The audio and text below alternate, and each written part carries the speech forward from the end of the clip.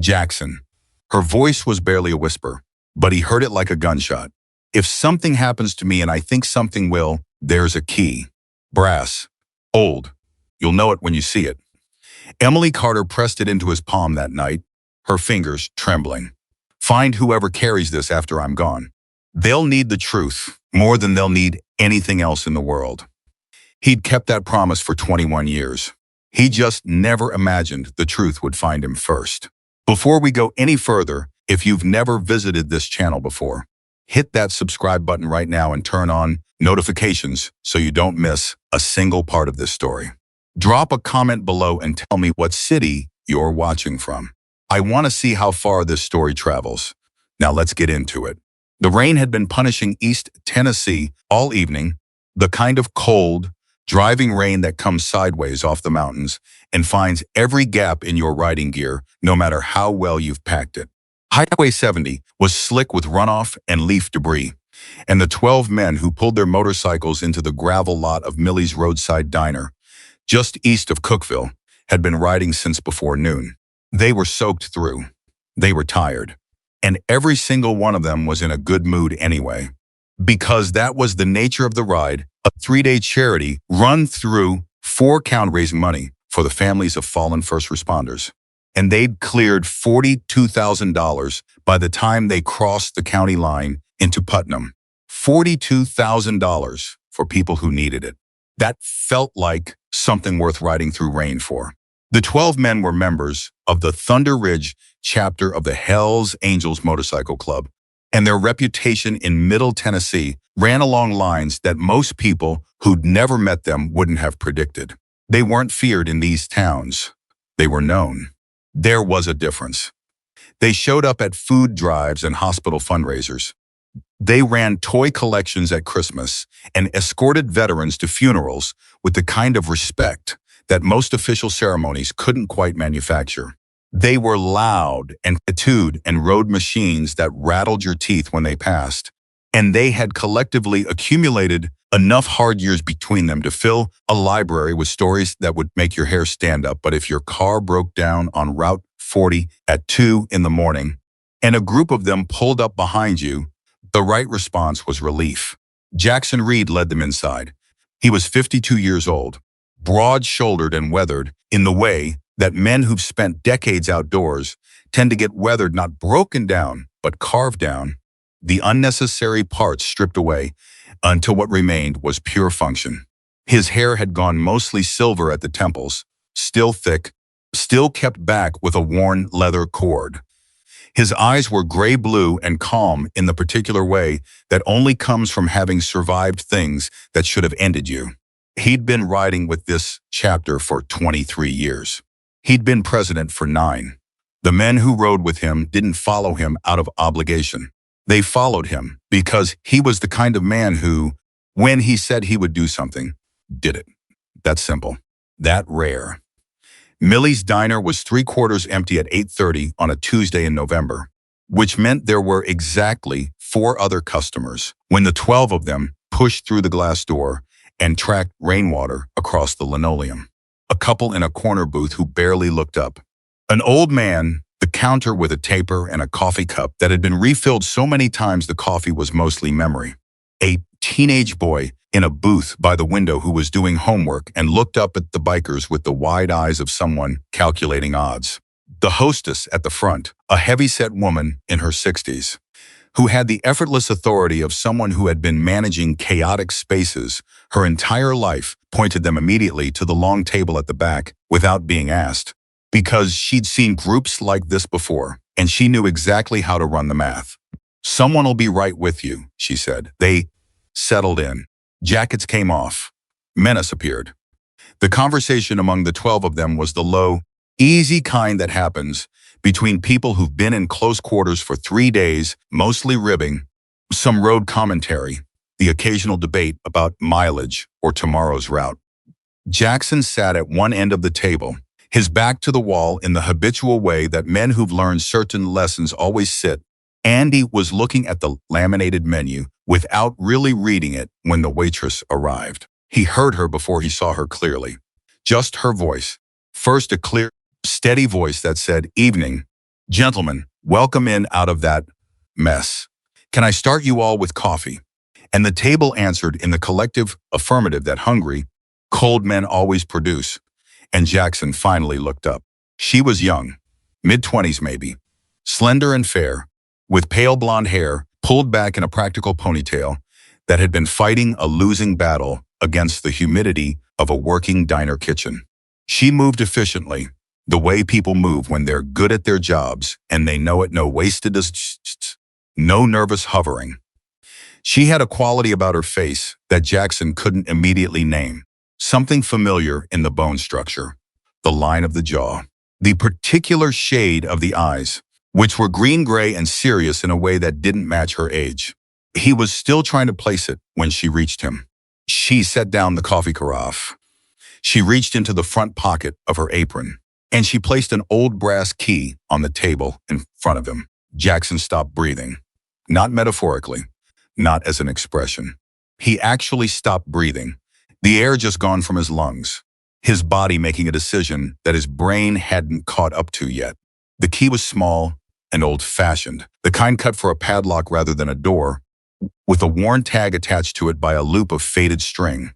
The brass was oxidized at the edges, darkened with age.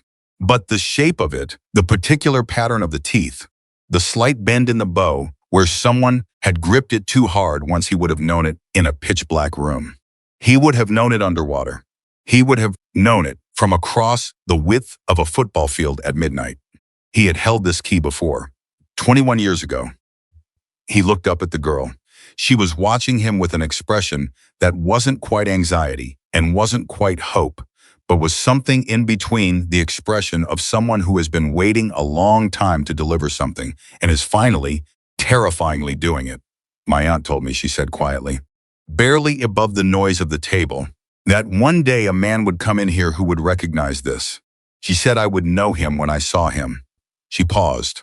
She said his name was Jackson. The rest of the table had gone quiet. Not all at once. Men don't do things all at once, but in the gradual way that a room gets quiet when something in the air changes and everyone feels it.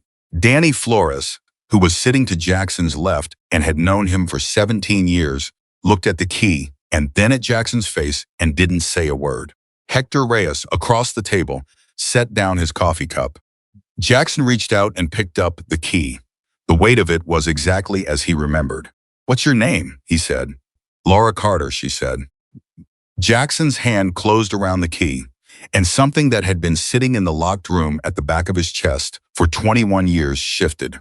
A lock turning, a door moving. "Laura Carter," he repeated, very carefully, as if the name might break if he said it wrong. "Your aunt. What's her name?" The girl looked at him steadily. "Emily," she said. "Emily Carter. She died when I was little. But before she died, she told my father about you," she said. Laura stopped, swallowed once. She said you were the only person outside of family she trusted completely. The rain hammered the windows of Millie's diner. 12 bikers sat in complete silence.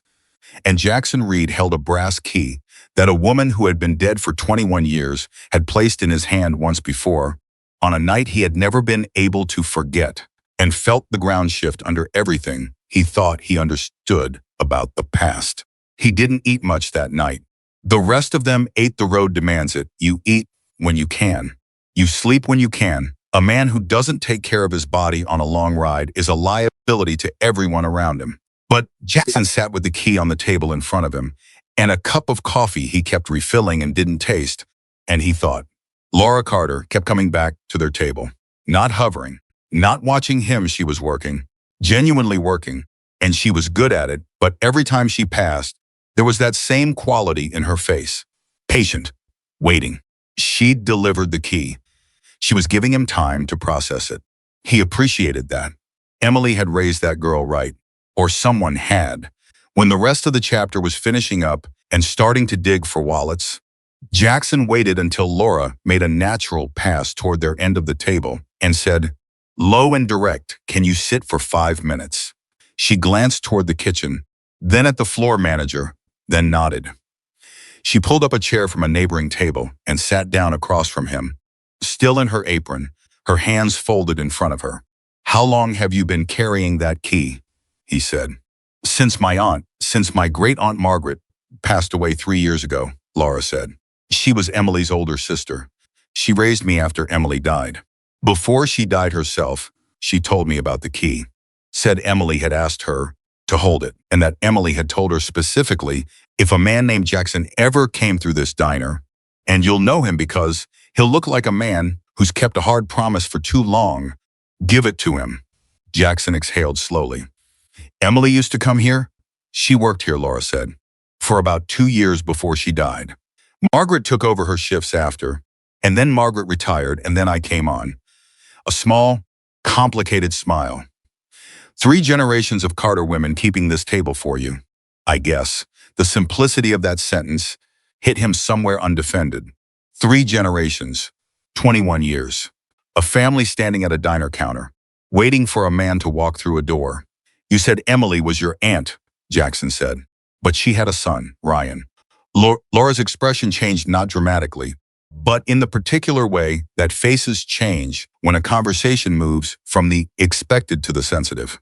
Ryan is my cousin, she said. My cousin who doesn't know I've been holding this key. Jackson looked at her. Why not? Because I didn't know what it opened, she said. And I didn't know what it meant. And I didn't want to give him something that might tear him apart unless I was sure it was supposed to. She met his eyes without flinching. Emily was his mother. She died when he was 4. He grew up with questions that nobody could answer. I wasn't going to hand him a mystery that might go nowhere. Jackson nodded slowly. That was a decision made by someone who loved the person they were protecting. He recognized it. He'd made decisions like that himself. But now, he said. Now you walked in, Laura said simply. And you went white as a sheet when you saw it. So now something is different. He called the chapter together at 7 the next morning. They were staying at a budget motel 6 miles from the diner, 2 rooms of 6, which was never comfortable but was always survivable. And by the time Jackson laid the key on the table in the room they were using as a gathering space and started talking, all 11 of them were there, coffee in hand, fully awake in the particular way that men who've been riding together learn to be awake when one of their own calls the room together at dawn. He told them everything. Emily Carter, 21 years ago, a woman he'd met at a rest stop outside Nashville who'd been standing beside a car with a flat tire in a rainstorm, and he'd stopped because that's what you do. And they'd talked for 3 hours while he changed the tire and then fixed the brake line that turned out to be the actual emergency. And by the time the rain stopped, they'd moved to a diner, not unlike Millie, because the conversation was the kind that you don't want to end. She was 32. She was smart in the way that people who read everything tend to be smart, not showily, just deeply. She had a 4-year-old son she talked about with the specific fierce tenderness that single mothers tend to produce, the kind of love that's been distilled by difficulty into something concentrated. Her husband had died the year before or so. Jackson had understood it at the time. She'd been careful about the details, careful in a way he'd noticed but not pushed. They'd exchanged numbers.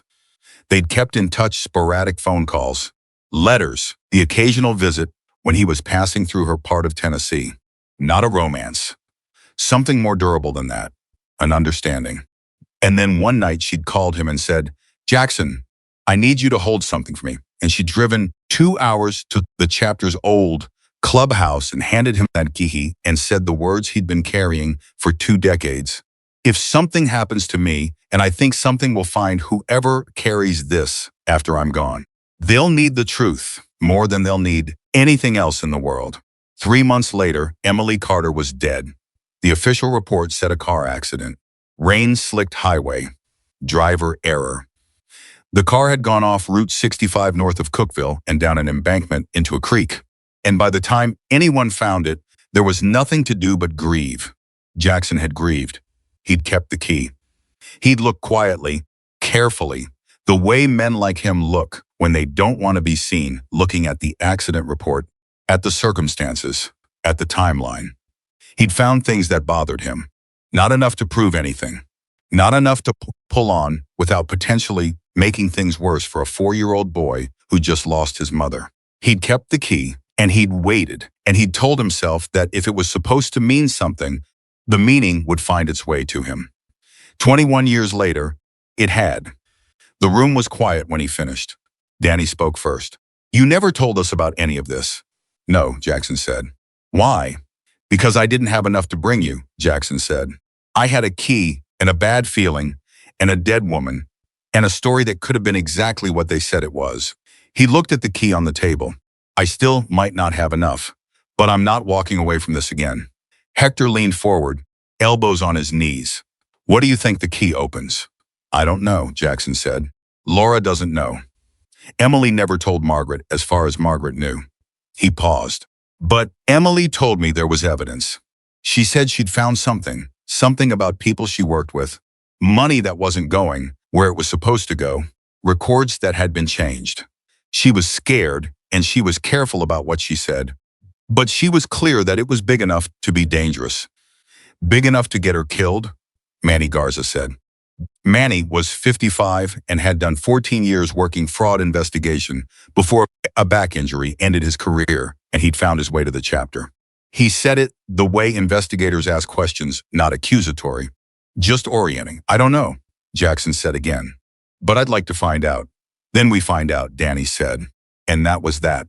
The thing that nobody outside the chapter ever fully understood, the thing that the news coverage and the documentaries and the endless cultural mythology consistently got wrong, was that men like these didn't operate on impulse. They operated on loyalty, which is a completely different thing. Impulse burns fast and leaves damage behind it. Loyalty is slow and patient, and it keeps its word. Jackson Reed had kept his word to Emily Carter for 21 years.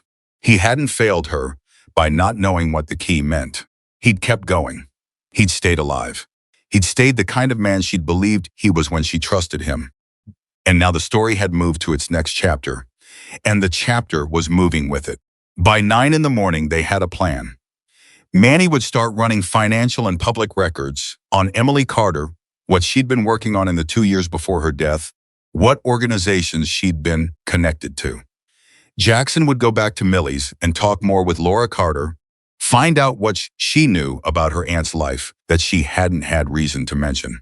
The rest of the chapter would do what they were already doing, continue north toward home, on schedule, maintain the appearance of a normal post-charity ride return, and be available when they were needed. And Jackson would finally understand what Emily Carter had trusted him to carry. Laura was on the morning shift when he came back. The diner was busier now, the breakfast crowd, truckers and locals, and one table of what looked like hunters headed out early, and she was moving fast. But she saw him come in and gave him the corner booth by the window without being asked, and appeared with coffee 3 minutes later. "You have more questions," she said. "Dozens," Jackson said. "But let's start simple. What did you know about your aunt's work? What she did for a living?" Laura slid into the seat across from him, the way she'd done the night before, quickly, efficiently, someone who'd learned to take the available moments. "She worked in nonprofits," she said. "Charity administration, grant writing, that kind of thing. She'd been working for a few years at an organization called Community Forward. It's still around, actually. Bigger now." Something moved in Jackson's chest. "What did they do?" "Economic assistance," Laura said. "Housing support, family grants, loans for small businesses in struggling communities. That kind of operation." She paused. "My Aunt Margaret used to say that Emily loved the work, but that in the last year before she died, she'd gotten quiet about it. Like she was carrying something she didn't want to put down." "Did she ever say what?" Laura shook her head. "Margaret said she asked once, and Emily just said, 'There are people in the world who do good work as a cover for very bad things, and once you see it, you can't unsee it.'" And then she changed the subject and never brought it up again. Jackson looked at his coffee cup. "People who do good work as a cover for very bad things. Community Forward," he said. "Do you know who ran it when Emily worked there?" Laura thought for a moment. There was a board. But the main money, the person who funded the whole thing, who was on television talking about it, who got the awards, was a man named Victor Hale. The name landed in the air between them. Jackson watched Laura's face as she said it. She said it neutrally, the name of someone she knew by reputation, not by feeling. He filed it away and kept his face neutral too, and he asked his next question. It was Manny who called him at noon. Jackson's had stepped outside the diner into the cold November air to take it, and Manny's voice on the other end had the particular flatness of a man who has found something he was not expecting to find. Victor Hale, Manny said. You know the name? I've heard it once in the last hour, Jackson said. Tell me what you've got. 73 years old, third generation Nashville money. Made most of it in real estate development in the 80s and 90s. Expanded into insurance and investment holdings through the 2000s. Estimated net worth somewhere between 40 and 60 million, depending on who's counting. Manny paused. On paper, he's a philanthropist.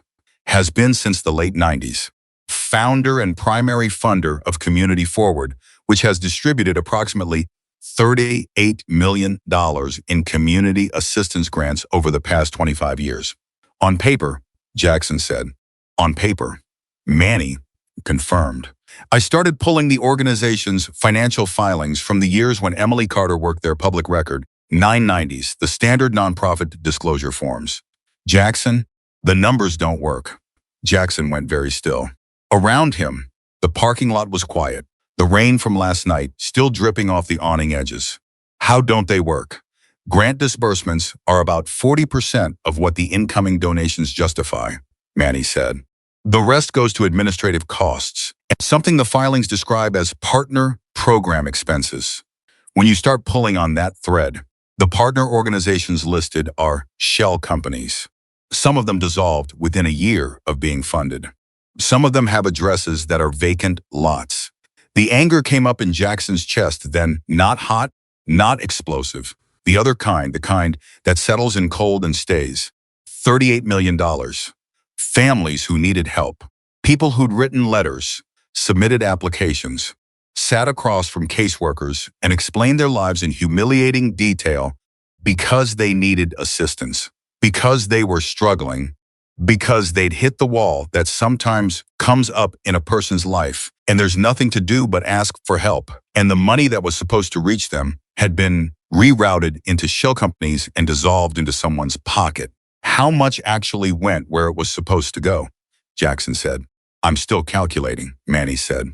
But my initial read, somewhere between 8 and 12 million of the 38, maybe less, and the rest.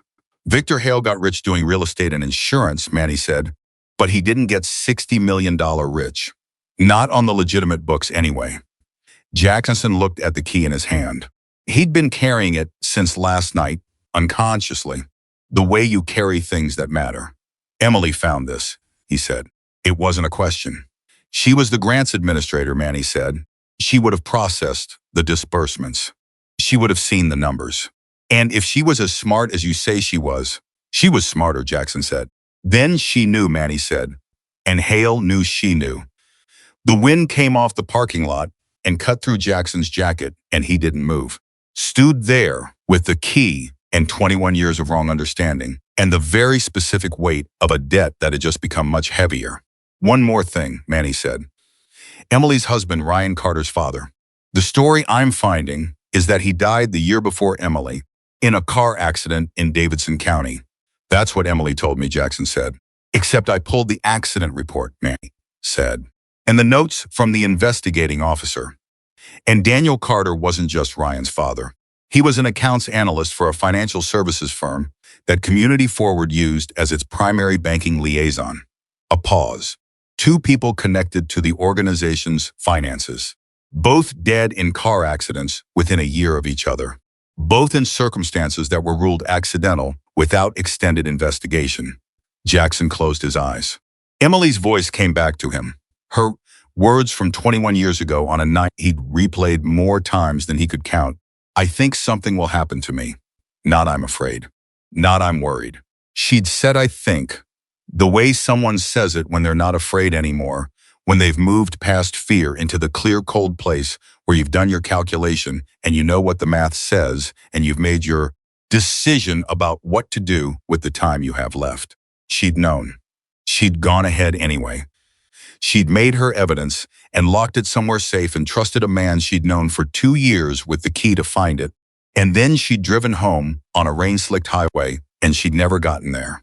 Manny, Jackson said, find out everything you can about Victor Hale, every property he owns, every business connection, every piece of public record that touches his name. I need to know what we're looking at before I do anything else. Already started, Manny said. Jackson ended the call and stood in the cold parking lot for a long moment.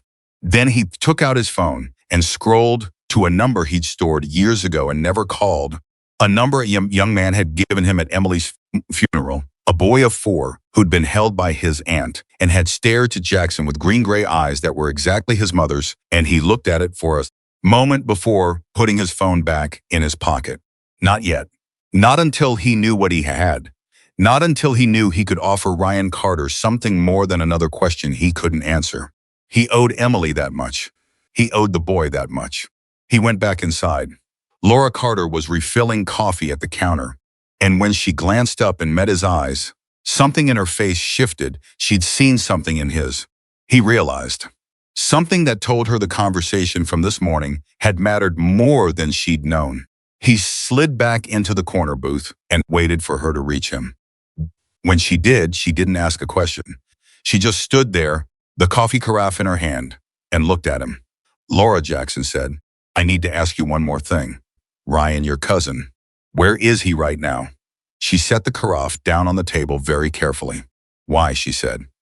Because in about 12 hours, Jackson said, I'm going to know whether his mother's death was what they said it was.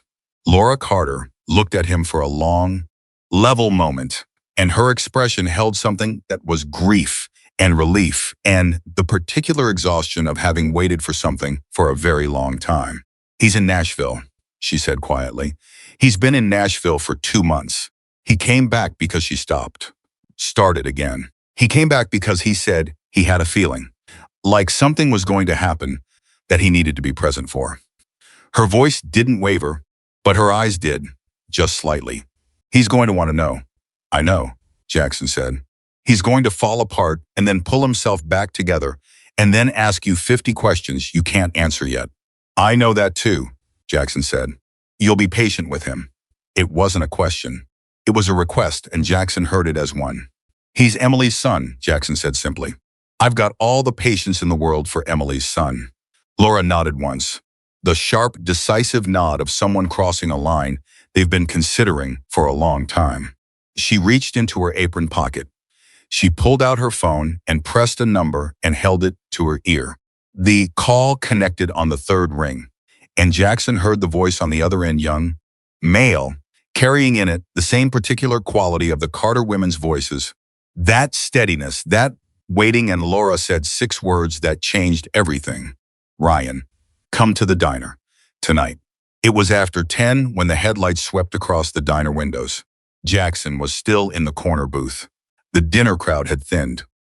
Manny had called twice more with additional information that had settled into Jackson's mind like stones dropping into deep water. Danny was at the motel running a different track of research. The chapter was informed, positioned, and waiting. The door opened and a young man walked in.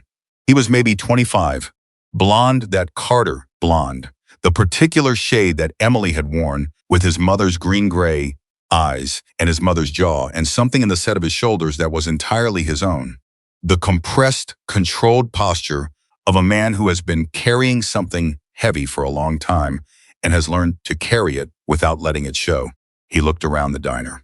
His eyes found Jackson immediately, maybe because Jackson was the only person in the room who was watching the door, or maybe because Laura had described him, or maybe because Ryan Carter had been waiting his whole life for a man who looked exactly like this. He walked to the booth. He looked at the table, and there, on the laminated surface between Jackson's coffee cup and the window, was the old brass key. Ryan Carter went very still. He looked at the key for a long moment. Then he looked at Jackson. Why, he said, and his voice was completely controlled, completely quiet, completely devastating in its steadiness. Do you have my mom's key? Jackson met his eyes. Sit down, son, he said. We've got a lot of ground to cover tonight. Ryan pulled out the chair across from him. He sat, and Jackson Reed, who had been keeping a dead woman's secret for 21 years, finally began to tell the truth. Ryan Carter didn't sit the way most people sit when they're about to hear something hard. He didn't lean back and brace himself. He didn't fold his arms. He sat forward, elbows on the table, hands flat against the surface on either side of the key, the way someone sits when they're done, pretending they're not afraid and they just want the truth to come already. Jackson studied him for 3 seconds long enough to take the measure of who he was dealing with, and then he started talking. He told it straight. No softening, no circling. No, the thing about your mother is set up that people use when they're more worried about their own comfort than the listeners. He told Ryan what Emily had said to him 21 years ago at a rest stop outside Nashville, and what she'd given him, and what she'd asked him to do. He told him about the phone calls that had followed, the visits, the slow, careful friendship that had built itself between two people who had no particular reason to trust each other except that they both did. He told him about the night Emily drove 2 hours to hand him the key. Ryan listened without interrupting. His face went through things, not the theatrical version, not the face you make when you know someone is watching you react, the real version, the one that happens too fast to manage. Grief moved through his expression, and then anger, and then something Jackson couldn't name, something between recognition and devastation. The look of a man who has been carrying a question his entire life and just heard the first part of the answer and understood instinctively that the rest of it was going to be worse. When Jackson stopped, Ryan was quiet for a moment. Then he said, "She drove to you." "Yes," Jackson said. "She drove 2 hours in the dark to hand you a key and ask you to hold it." "Yes." Ryan looked at the key on the table. He didn't touch it. "She knew," he said. It wasn't a question. "I think so," Jackson said. "I think she'd known for a while." Ryan's jaw moved. He reset it deliberately. "And my father. Manny, one of my brothers, he's been pulling records since this morning. Your father wasn't just a financial analyst, Ryan. He worked the accounts for Community Forward. He was inside the operation. He found something, and then he died." The silence that followed had weight. "Car accident," Ryan said. "Car accident," Jackson confirmed. Ryan pushed back from the table slightly, not far, just enough to get air, and put one hand over his mouth for a moment, and Jackson let him have it. Didn't fill the space, didn't rush to the next thing. He'd learned over 52 years that the most useful thing you can do for someone absorbing a gut-shot truth is absolutely nothing. Just be present and don't flinch, don't look away. Don't make the moment about your discomfort with their pain. After maybe 30 seconds, Ryan dropped his hand. "Tell me about Victor Hale," he said. Jackson did. Ryan's expression as he listened was the focused, locked-in expression of someone who is committing every word to permanent memory. He didn't write anything down. He didn't ask Jackson to slow down. He just listened, and his eyes got steadier as Jackson talked, which was actually the thing that told Jackson the most about who Ryan Carter was, because most people, hearing that a wealthy, powerful man had likely stolen $30 million intended for struggling families and had very possibly arranged the deaths of 2 people who found out about it, get less steady. They get agitated, emotional, reactive. Ryan got steadier, like his mother. 25 years, Ryan said when Jackson finished. He's been doing this for 25 years. The organization's been operating for 25 years, Jackson said. We don't know the full scope yet. Manny's still digging. How much actually reached the families it was supposed to help? Maybe a third, maybe less. Ryan looked at the key. And this opens what? We don't know yet, Jackson said. Emily never told me specifically. She said she had evidence documents, recordings. She said she'd put it somewhere safe. He paused. The key opens whatever that somewhere is. So we need to find out what lock it fits. Yes. Ryan picked up the key for the first time. He held it in his palm and looked at it, and something shifted in his face, not breaking. The opposite, something settling into place, something deciding. He wrapped his fingers around it slowly. I was 4 years old when she died, he said quietly. 4 years old. And I grew up knowing something was wrong and having no way to find out what. He looked at Jackson. Every year on her birthday, my great-aunt Margaret, would tell me one story about my mother. Just one. She said she was saving them because good things are worth waiting for. His voice stayed steady through all of it. She used to say that someday someone who loved your mother would walk through the right door at the right time. And then you'd understand everything you couldn't understand before. Jackson didn't say anything. "You're 21 years late," Ryan said. There was no accusation in it, just fact. "I know," Jackson said. "But you came." "I came," Jackson said. Ryan looked at him for a long moment. "Then let's find out what this key opens," he said. Laura brought them both coffee at 11:15 and sat down long enough to hear the plan. She didn't cry. She didn't get small or fragile.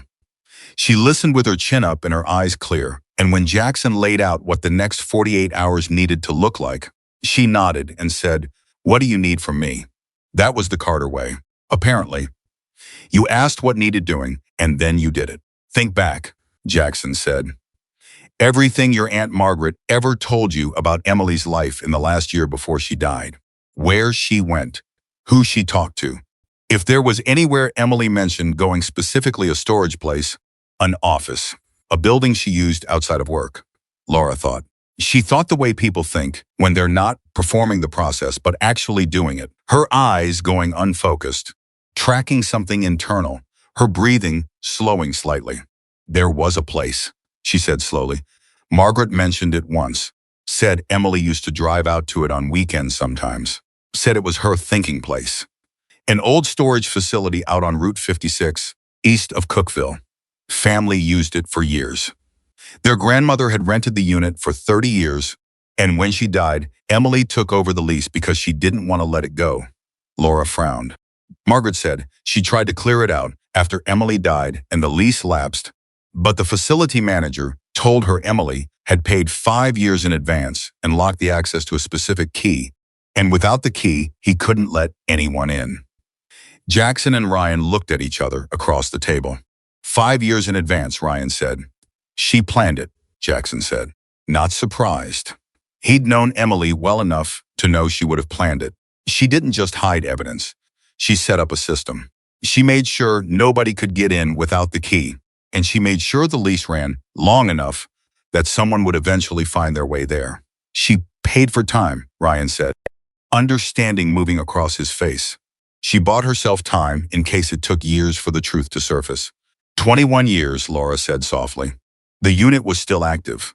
Margaret had checked years ago, and the automatic renewal Emily had established had kept rolling. The Carter family paid it annually from a small inheritance account, and Laura had continued the payment after Margaret died because she didn't know what else to do with something her aunt had maintained faithfully for decades. "We go tomorrow morning," Jackson said. He looked at Ryan. "You drive out there with me and Manny. The rest of the chapter holds back unless we need them." Ryan nodded. "What do we do if it's what we think it is?" "Then we don't touch anything before we've talked to people who know what to do with it," Jackson said. "Evidence that age, handled wrong, is worthless. We do this right or we don't do it." "Community Forward is still operating," Ryan said. "Victor Hale is still running it. There are families applying for grants right now, today, who are never going to see that money." "I know," Jackson said. "So we move fast, but we move right," Ryan said. "Exactly." Ryan set the key on the table between them. He looked at it one more time, and then he picked it up and put it in his own jacket pocket. His jacket pocket. And something about that gesture, the weight of it, the decision it represented, made Laura reach across the table and put her hand briefly over his, and Ryan let her, just for a moment. "I'll be at the motel at 7, Ryan said to Jackson. "Don't leave without me." Manny had been up all night. When Jackson got back to the motel, Manny was sitting on the edge of one of the beds with his laptop open and 3 legal pads covered in handwriting spread around him. And the look on his face was the look of a man who has gone in looking for a fish and pulled out something that has teeth. "Tell me," Jackson said. Manny took a breath. Victor Hale's real estate company, Hale Property Group, made a series of acquisitions in 2000, 2001, and 2003 in 3 counties. Low-income residential areas, mostly old housing stock, affordable rentals. The kind of neighborhoods where families have lived for 3 generations. He paused. The acquisitions were funded through a financial vehicle that traces back very indirectly through 2 shell companies to Community Forward's administrative reserves. The room went very quiet. He was using the charity money to buy property, Danny said from the other bed. He was using the charity money to buy property in the same neighborhoods the charity was supposed to be helping, Manny said. Buy it cheap, which he could do because the residents were struggling, which they were struggling, partly because the grant money that was supposed to help them never arrived. And then develop it, which he could do because the displacement of low-income residents meant the property values went up. The full weight of it settled onto the room. Jackson sat down. He built the machine to feed itself, he said. He funded a charity to starve communities, Manny said, and then used the starved-out housing prices to buy up the property cheap. Both directions. He profited coming and going. And Daniel Carter figured this out, Jackson said. He was talking more to himself than to Manny, the pieces arranging themselves in his mind with the cold precision of things that have been disordered for a long time, finally finding their places. He was working the financial accounts for the banking liaison. He would have seen both sides, the charity disbursements going nowhere and the property purchases coming through. He would have connected the dots, Manny said. So they killed him, Danny said. It was the blunt version. Not wrong. And then Emily figured it out or already knew, or Daniel had told her before he died, Jackson said. And she started collecting her own evidence, and they killed her too. He looked at the legal pads. How solid is this? Right now? It's circumstantial on the criminal end, Manny said. The financial trail is real, but it requires someone with forensic accounting expertise to make it prosecutable. What I've got is enough to show that something is badly wrong. It's not enough on its own to take to a district attorney. But Emily's evidence might be, Jackson said. If she was as careful as you say she was, and if what she collected has survived 21 years in a storage unit, Manny said, then yes. It might be exactly what changes circumstantial into prosecutable. Jackson looked at the key he'd set notes on the nightstand when he came in. Get some sleep, he told the room. 2 hours minimum.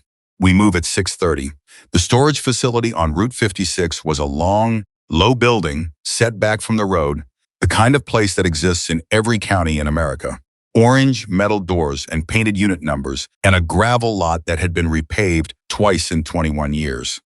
The manager, a man in his 50s, who looked like he'd heard every kind of story that with storage units checked Ryan's identification against the lease documentation and matched the key to his records and said, Unit 44, 3rd row, left side, without making it a production.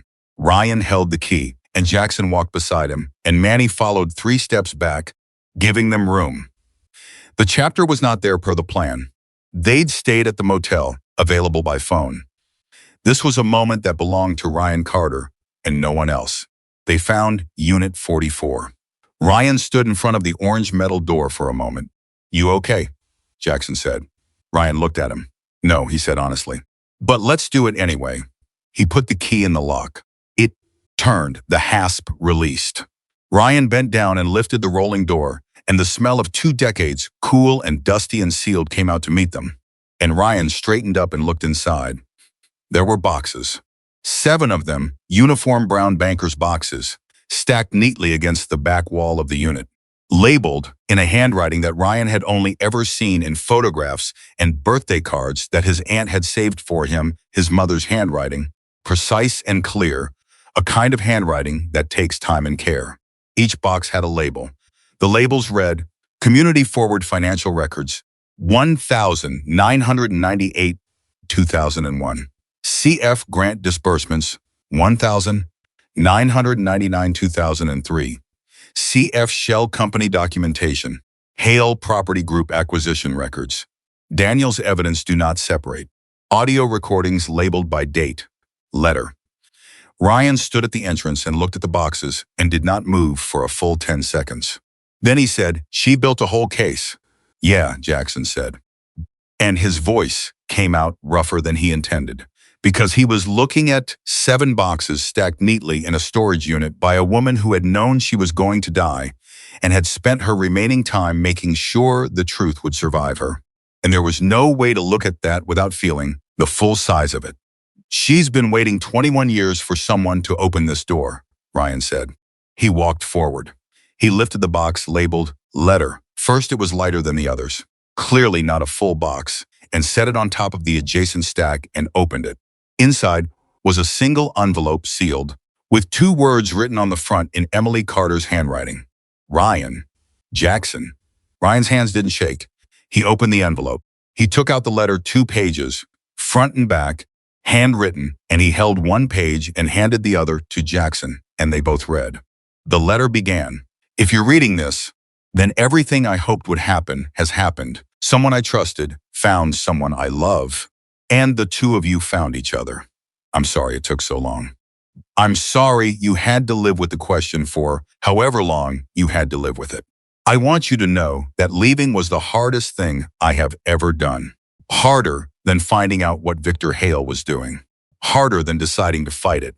Ryan, you are 4 years old as I write this, and you are the best thing in my life. And I have chosen to do this thing anyway, because the families who are losing their homes and their stability, because of this man's greed, deserve someone to fight for them, and I appear to be the only one in a position to do it properly." Jackson read the words and felt something in his chest that he hadn't felt in a long time. Not grief, exactly. Something beyond grief. The particular emotion that has no name for what happens when you understand the full dimensions of someone's courage after the fact. The letter continued. "What you'll find in these boxes is everything Daniel and I collected." Daniel figured out the financial connection. First, he saw the shell companies in the banking liaison records and traced them back to Hale. He came home one night and said, "Emily, I think I found something terrible." And he showed me, and I knew immediately that he was right. We decided to collect as much as possible before approaching anyone. We were trying to be careful. We were not careful enough, or not fast enough. Daniel died 6 months after he found the first record. Ryan stopped reading for a moment. Jackson watched him. Ryan's face was doing that thing again, moving through things too fast to manage, and then getting steady again. The grief converting itself to something more durable, the way his mother's had. "I have audio recordings of 3 conversations with Victor Hale in which he directly discusses the mechanism of the fund diversion. I had a device. I was careful. The recordings are on tapes in the box, labeled audio recordings, they're dated, and the relevant portions are bookmarked. The financial documents are organized chronologically and cross-referenced with the shell company documentation. Everything you need to connect Hale to both the charitable fraud and the property scheme is in those boxes. Everything. Jackson, I trusted you with this because you were the most honest person I knew who wasn't in a position to be bought. I hope I was right. I hope you kept your word. I hope it didn't take too long. Ryan, I am so sorry I couldn't stay. I want you to know that every decision I made thinking about what kind of world I was leaving you in. I hope this helps make it a little more honest. Do the right thing with it. Don't go looking for revenge. The evidence speaks for itself. Let it speak. I love you both, in the different ways that people love the people who matter to them. Emily Carter." Ryan folded the letter carefully. He folded it the way people fold things they intend to keep forever, precise, deliberate, with the care that the object deserves. He put it back in the envelope. He put the envelope inside his jacket, against his chest. He didn't say anything for a moment. Then he said, "The audio recordings." "Yes," Jackson said. "If she recorded him saying it directly, then 21 years of circumstantial becomes something else entirely," Jackson said. Ryan looked at the boxes. 7 boxes of a dead woman's careful, courageous work. 21 years of waiting in the dark. "We need to get these to the right people," Ryan said. "We need to do this the way she would have wanted it done." "We will," Jackson said. Ryan looked at him. "You kept your word," he said. "You kept it for 21 years without knowing what you were keeping." Jackson didn't know what to say to that. He'd thought, over those 21 years, that he'd failed, that he'd held a key to something he'd never found, that he'd let Emily down by not being smart enough or fast enough or lucky enough to solve a mystery she'd trusted him with. She would have been proud.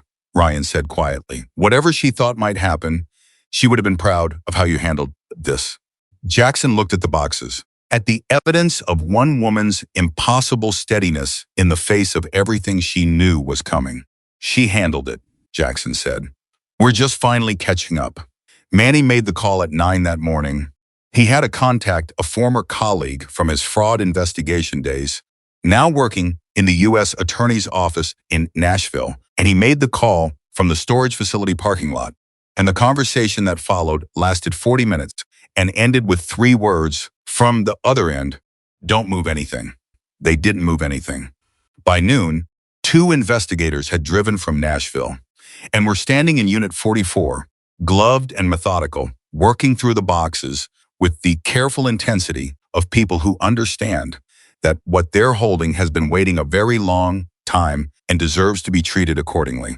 Ryan sat in the parking lot with Jackson, Manny, and Danny and didn't say much. He drank coffee from a gas station cup and watched the storage facility and answered the investigators' questions when they came out to ask them. And he held himself together with the particular discipline of a person who has decided to finish the thing before they let themselves feel the full weight of it. At 2 in the afternoon, one of the investigators, a woman named Reyes, calm and direct in the way the best investigators tend to be, came out to find Ryan. Mr. Carter, she said. Ryan stood bowed. The audio recordings are intact, she said. We've done a preliminary review. The content is. She paused, choosing the word with the care of someone who knows that whatever they say next is going to reshape the person in front of them. It's significant, she said. Your mother was very thorough. Ryan nodded. Just once. Very slow. This is going to take time, Reyes said. Properly. The way she set it up to be used. It's going to take us time to build the case that these materials support. How long? Ryan said. Months, she said. Possibly longer. We'll need forensic accountants, and we'll need to subpoena additional records, and we'll need to establish chain of custody that can survive a courtroom. She looked at him steadily. But Mr. Carter, I want to be honest with you, what's in those boxes, if it holds up the way it looks like it will, is not going to disappear. Your mother built something that can survive scrutiny. Ryan looked past her at the orange door of Unit 44. She built it to last, he said. Yes, Reyes said. She did. Ryan was quiet for a moment. Then he said, Victor Hale. Where is he now? Reyes looked at him carefully. Alive, she said. In Nashville. Still running community forward. The air between them had a specific quality. The families that were defrauded, Ryan said. Is there any mechanism, any legal avenue to recover what was taken from them? That depends on what the investigation surfaces, Reyes said. But asset recovery is part of the process. If Hale's real estate acquisitions were funded by stolen charitable funds, there's a legal theory that compels liquidation and restitution. She paused. It's complicated, but it's not impossible. Ryan nodded. Then do it right, he said. All of it. Every family that lost money they should have gotten, we do it right. Reyes looked at him for a moment with an expression that had something in it beyond professional. Yes, sir, she said. She went back inside. Jackson, who had been standing 6 feet away giving Ryan space, came forward now. Ryan heard him and turned, and his face was open, in a way it hadn't been before, the controlled surface having finally given way to something more honest, something that was grief and relief, tangled together so completely that they weren't separable anymore. She did it, Ryan said. His voice was still steady but barely. She actually did it. 21 years ago by herself, she built a case that might actually work. Yeah, Jackson said. Against a man who had everything: money, lawyers, connections, reputation. Ryan shook his head slowly. And she did it. She did it knowing she might not live to see what came of it. She trusted that someone would pick up where she left off, Jackson said. Ryan looked at him. He said, both of us, Jackson said. Ryan turned back toward the storage unit, toward the investigators, moving quietly through his mother's careful evidence, toward the 21 years of waiting that were finally, slowly, beginning to mean something. She wrote that she chose to fight because the families deserved someone to fight for them, Ryan said. She said she appeared to be the only one in a position to do it. She was right, Jackson said. Nobody should have to be in that position alone, Ryan said. And there was something in his voice, anger, maybe, or the beginning of a decision that hadn't been there before. Nobody should have to build a case in secret and die before it can matter. Jackson looked at him and understood that was watching something happen to Ryan Carter that was not just grief and not just gratitude. He was watching a man find his direction. The way people find it sometimes, not in a moment of inspiration, but in a moment of understanding what someone they loved was willing to sacrifice and deciding that sacrifice deserves to be worth something. "What are you going to do?" Jackson said. Ryan was quiet for a moment. "First," he said, "I'm going to call Laura and tell her what we found." He paused. "And then I'm going to figure out what my mother started that still needs finishing." Jackson didn't argue. He pulled out his phone and called the motel and told the chapter to come. Not because there was anything more to do today. The investigators had it. The process was in motion. The machine Emily Carter had built with her own hands was finally running. But because Ryan Carter was about to walk out of a storage facility in East Tennessee, carrying the full weight of his mother's legacy, and that was not a weight any person should carry alone if they didn't have to. And the 12 of them, for all their noise and leather and decades of road behind them, had never once let a person carry something alone if they could help it. That was the promise. It had always been the promise. Emily Carter had known it when she handed Jackson the key. The call Laura made to Ryan changed her too. She was still at the diner when her phone rang, still on shift, still moving between tables, still doing the work that 3 generations of Carter women had done in that building. And when Ryan told her what they'd found, she walked straight to the back storage room, closed the door behind her, and let herself cry for exactly 4 minutes. She knew it was 4 minutes because she watched the clock on the wall, not because she was measuring her grief, but because she was a Carter woman. And Carter women apparently did themselves exactly as long as they needed, and not 1 second more. When she came back out, her eyes were dry, and her apron was straight, and her voice was steady. And the manager who watched her emerge from the back room and immediately go to refill the coffee station didn't say a word, because he'd worked with Laura Carter for 3 years, and he understood by now that she processed things by moving through them rather than stopping for them.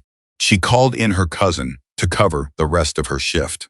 She drove to the motel where Jackson and the chapter were gathered. She walked into the room where Ryan was sitting at a table with Manny's legal pads and a cup of coffee that had gone cold, and she sat across from him and said, "Tell me everything, all of it. Don't leave anything out because you're worried about how it'll land." Ryan told her everything. When he finished, Laura sat for a moment. Then she said, "She never told Margaret how bad it was." Not really. Margaret knew something was wrong, knew Emily was scared, but Emily kept the details away from her to protect her. She paused. That's so completely her. She'd protect everyone around her while she walked straight into the fire by herself. "She didn't walk in alone," Ryan said. "She had my father. And then he died," Laura said quietly, "and she kept going anyway." The room held that for a moment. The particular silence that gathers around the recognition of a specific kind of courage, not the loud kind, not the celebrated kind, but the kind that keeps going in the dark with no audience and no guarantee. "Victor Hale," Laura said. "I've seen his name in the news. He was at some gala 2 weeks ago. He was photographed shaking hands with the governor." Manny, who was across the room, looked up from his laptop. "He was," he said. "I've been tracking his public appearances. He's everywhere right now. There's a new Community Forward expansion campaign. They're announcing a $15 million initiative to fund rural housing assistance across 4 states. He paused. "The announcement went out 3 days ago." Ryan looked at him. "He's expanding." "While the investigation is starting," Manny said, "he doesn't know anyone's looking. As far as Victor Hale is concerned, he's untouchable. He's been untouchable for 25 years. Not anymore," Ryan said. And there was something in how he said it, flat and certain, and without any performance, that made everyone in the room understand that Ryan Carter had finished grieving for the moment and had moved into something more purposeful. Jackson, standing near the window, had been watching Ryan since they got back from the storage facility.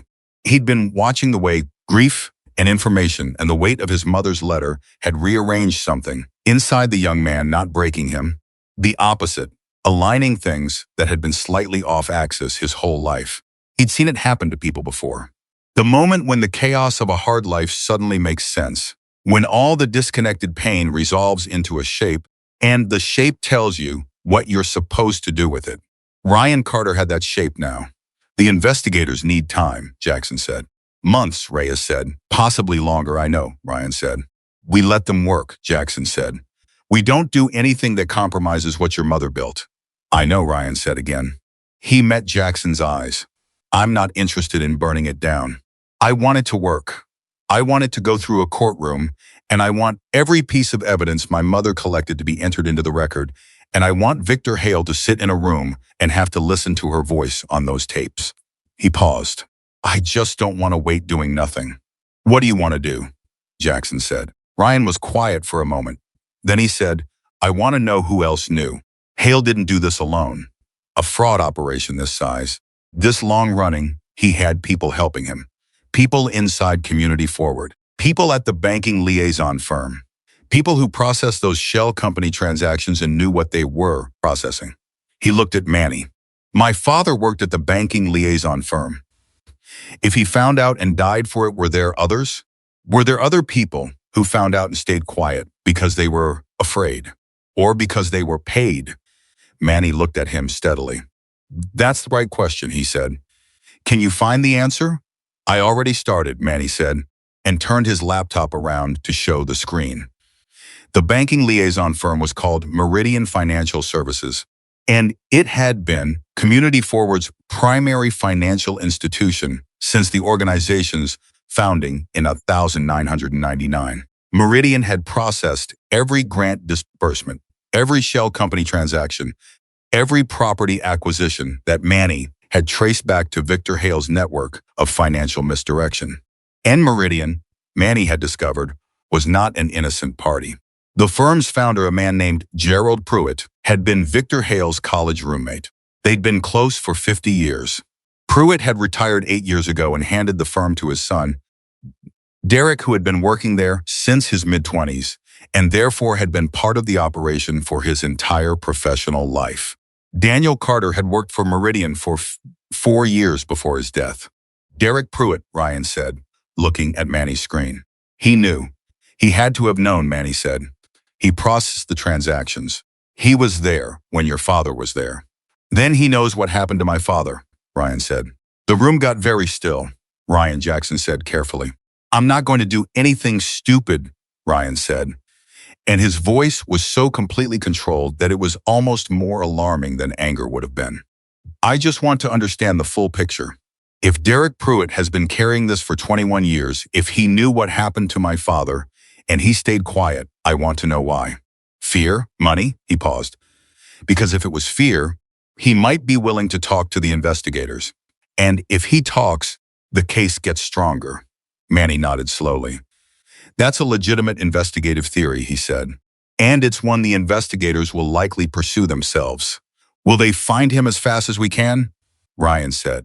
Manny thought about it honestly. Probably not, he said. Then let's not waste time, Ryan said. Jackson looked at him. He looked at the set of Ryan's jaw and the steadiness of his eyes and the particular quality of his certainty, and he made a decision. We go careful, Jackson said. We don't approach Pruitt directly. We find out what we can about him first, where he is, what his life looks like, whether there's anything in his recent behavior that tells us what kind of man he's become in the years since your father died. How do we do that without tipping Hale off? Danny said from across the room. Carefully, Jackson said. Manny stays on the records. The rest of us stay quiet. Nothing public, nothing that links us back to the investigation. He looked at Ryan. And you trust the process your mother set up, he said. She built this to work through the right channels. We support that. We don't get in front of it. Ryan held his gaze for a moment. Then he nodded. It was the nod of someone who disagrees with the pace, but respects the reasoning. Jackson accepted it. What none of them knew, yet what Manny would not find until the following morning, was that the investigation had already tripped a wire. Victor Hale had people watching. Not the storage facility specifically. He had no reason to suspect anyone had found Emily Carter's evidence after 21 years. But he had people watching the investigator's office. He had a contact inside the U.S. Attorney's office, not close enough to the case to know specifics, but close enough to know when a new inquiry was opened. And the previous afternoon's sudden drive from Nashville to a storage facility in Putnam County had been noticed. Hale didn't know what it meant yet, but he'd spent 25 years surviving by treating every anomaly as a potential threat, and a pair of federal investigators making an unscheduled drive to a rural storage facility was anomalous enough to make him pay attention. At 9 that same evening, while Ryan and Laura and Jackson were in the motel room going through Manny's research, Victor Hale was in his Nashville home making a phone call. The person he called was named Carver. First name only, as far as anyone who dealt with Hale could tell. Carver was the man Hale used when things required a solution that couldn't be documented. Find out what they looked at, Hale said. Find out who opened the inquiry and why. Storage facility? Carver said. Route 56, east of Cookville. Get me a name on the unit. The call lasted less than 3 minutes. By morning, Carver would have the name on the lease. The name on the lease was Margaret Carter, Emily Carter's sister, and Victor Hale, who had a very specific and very old reason to remember that name, would understand immediately what it meant. 21 years of security, and the thing he'd buried was surfacing. That knowledge would reach him at 7:45 in the morning. Jackson's phone would ring at 8:10. Everything would change by 9, but that was still hours away. For now, in the motel room, Ryan Carter was reading his mother's letter for the 4th time, his lips moving slightly over the words, the way lips move when we read things we need to memorize completely. And Jackson was watching him and thinking about promises and time and the particular mercy of arriving late at the right destination. Manny's alarm went off at 6. He was already awake. He'd been awake since 4, sitting with the laptop, running another thread he hadn't mentioned to the group yet because he wanted to be sure before he said it out loud. He'd been pulling records on the families in 3 specific counties, the communities that Community Forward had supposedly served most heavily during the period of Hale's acquisition strategy. Cross-referencing the grant records with property transaction records, matching names. What he found confirmed everything and made it worse simultaneously. The families that had been denied Community Forward assistance or received fractional grants that covered almost nothing had lost their homes at a rate 4 times the county average during the development boom of the early 2000s. They'd been squeezed out. Their neighborhoods had been redeveloped. The buildings that had housed 3 generations of families had been torn down or converted to luxury units, and the profits from those conversions had flowed back to Hale Property Group. And there was more. 3 of the families had filed complaints with the State Oversight Board overseeing charitable organizations. The complaints were about Community Forward's grant distribution practices, specifically about approvals that seemed arbitrary and disbursements that never arrived or arrived at a fraction of the approved amount. All 3 complaints had been dismissed within 60 days of filing. The Oversight Board member who had signed the dismissals was a man named Alderman Joby Walsh, who had served on the board from 1999 to 2008, and who had, during that same period, received a total of $420,000 in consulting fees from Hale Property Group. Manny sat back and looked at what he'd assembled. Hale hadn't just built a machine, he'd bought protection for it. He had a man on the oversight board to kill complaints. He had the banking liaison firm to process the money. He had shell companies to absorb the diverted funds. He had properties bought cheaply in communities he'd systematically impoverished. And he had 25 years of philanthropist's reputation to make him untouchable to anyone who looked from the outside. Except Emily Carter. Emily Carter had looked from the inside. And she'd been meticulous enough and brave enough and smart enough to document all of it before they caught up with her. Manny picked up his phone and called Jackson. Jackson picked up on the first ring. "What have you got?" "You need to hear this before Ryan wakes up," Manny said. "All of it. Jackson was at Manny's door in 90 seconds. He listened without interrupting while Manny walked him through it. The families, the complaints, Walsh and the oversight board, and the $420,000. The full shape of what Hale had constructed over a quarter century. When Manny finished, Jackson was quiet for a moment. He bought a regulator, Jackson said. Walsh is dead, Manny said. Died in 2015. Natural causes. As far as I can tell, he was 78. He paused.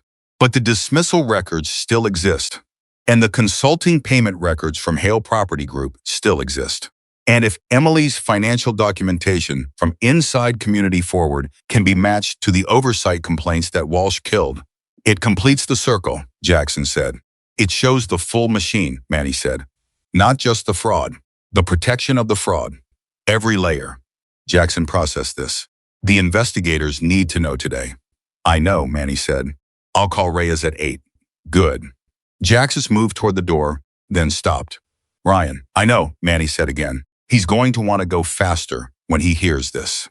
He's going to feel it getting bigger, and he's going to want to move. He's going to be right that it's getting bigger, Manny said.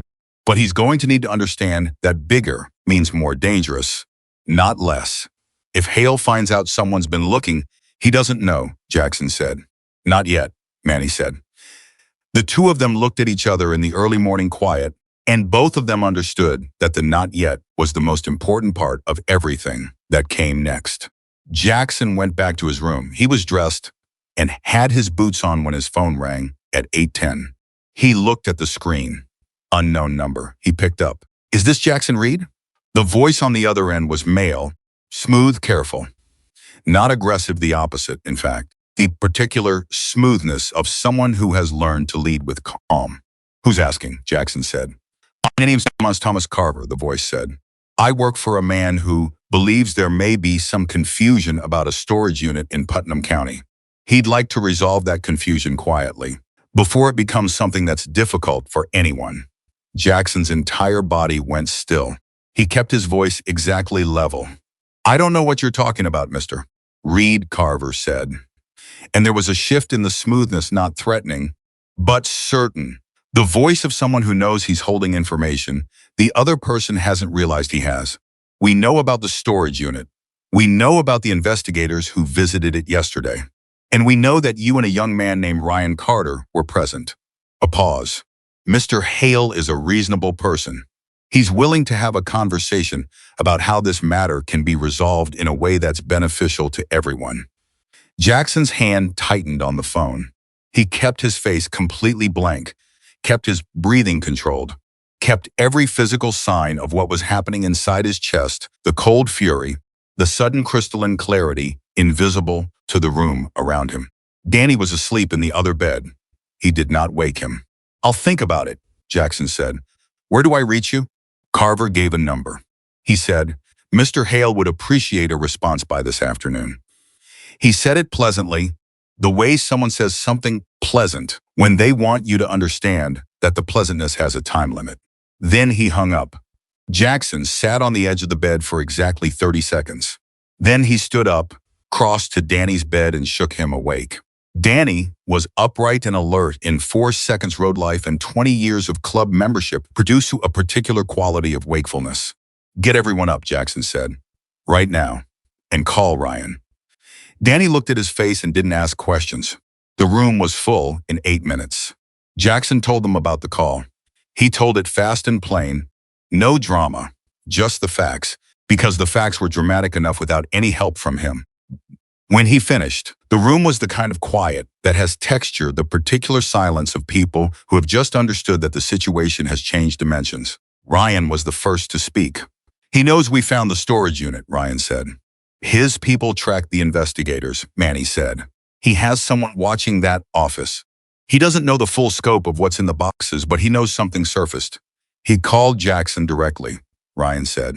He said it the way someone states a fact they are testing for implications, which means he knows Jackson's name, which means he connected me to you and you to the Carter name, Jackson said, which means he's traced the lease back to Margaret Carter, and he knows what it means. Ryan sat very still. He had my mother killed, Ryan said. and my father. And now he knows I exist and that I've opened the storage unit. Yes, Jackson said. And he called you to try to make a deal. He called me to find out if I can be bought or scared, Jackson said. Those are the only two tools he knows how to use. Ryan looked at him. What do we do?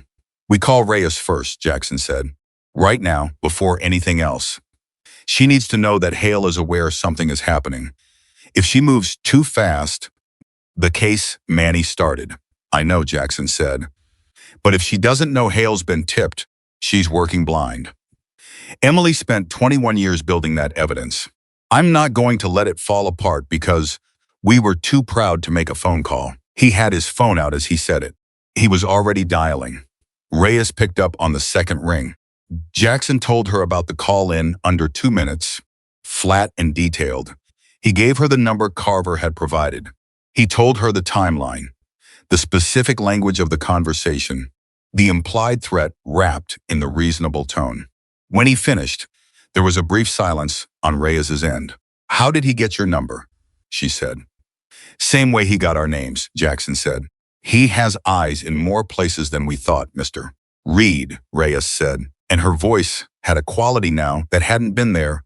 In their storage facility, a focused urgency, the voice of someone who has just moved from deliberate to rapid. Do not respond to that number. Do not contact Carver or Hale through any channel. Do not discuss this call with anyone outside your immediate group. Can you do that? Already done, Jackson said. We're going to need to accelerate the timeline, she said. I'm going to make some calls. Stay available. She hung up. Ryan had been watching Jackson's face throughout the call, reading what he could from the one side he could hear. She's moving faster, Ryan said. Yes, Jackson said. Because Hale knows. Because Hale knowing changes the risk to the evidence. And to us, Jackson said. He looked around the room, at Danny and Manny and Hector and the rest of the chapter, all awake now, all present, all carrying the same understanding of what it meant that a man who had likely arranged 2 murders had now made contact. The chapter needs to decide whether to stay or go, he said. This crossed a line this morning that it hadn't crossed before. Hale reaching out means he's not going to sit still. He's going to try to figure out what we have and whether he can stop it. Can he? Laura said. She'd been in the corner, and Jackson had briefly forgotten she was there, which meant she'd been very quiet. And quiet Laura Carter was more unnerving than any other version of Laura Carter. Not if the investigators move fast enough, Jackson said. And if they don't? Jackson looked at her, honestly. Then he'll try something else, he said. Like what he tried with my aunt, Laura said. Not a question. That's not going to happen, Ryan said. He said it with the flat certainty that he'd been producing since the storage unit. That quality of a man who has crossed into a place where fear is still present but is no longer in charge. He's not going to touch anyone in this room. You don't know that, Laura said. I know that 12 members of the Thunder Ridge chapter of the Hells Angels are in this room, Ryan said. And that Victor Hale's man called Jackson on a phone, which means he doesn't know where we are. And I know that the evidence is already in federal hands, and there is nothing he can do to put it back in that storage unit. He paused. He can't undo it, Ryan said. He called because he's scared. A man who isn't scared doesn't call. He acts. The room absorbed that. Jackson looked at Ryan and felt something he hadn't expected to feel, something that took him a moment to identify, because it had been a long time since he'd felt it in this particular form. Pride. The kind of pride that comes from watching someone rise to the exact shape of who they are supposed to be. Emily's voice came back to him from a phone call 6 months before she died, when she'd been talking about Ryan, the way she always talked about Ryan, with that fierce distilled tenderness. And she'd said, he's going to be all right, you know, whatever happens. He's got something in him that doesn't break. She'd been right. She'd been right about everything, really. Manny's phone rang at 10:38. He looked at the screen, and then he looked at Jackson. It's a Nashville number, he said. Not one I recognize. Answer it, Jackson said. Manny answered on speaker. The voice on the other end was male, older, and it was shaking, not with anger, with fear.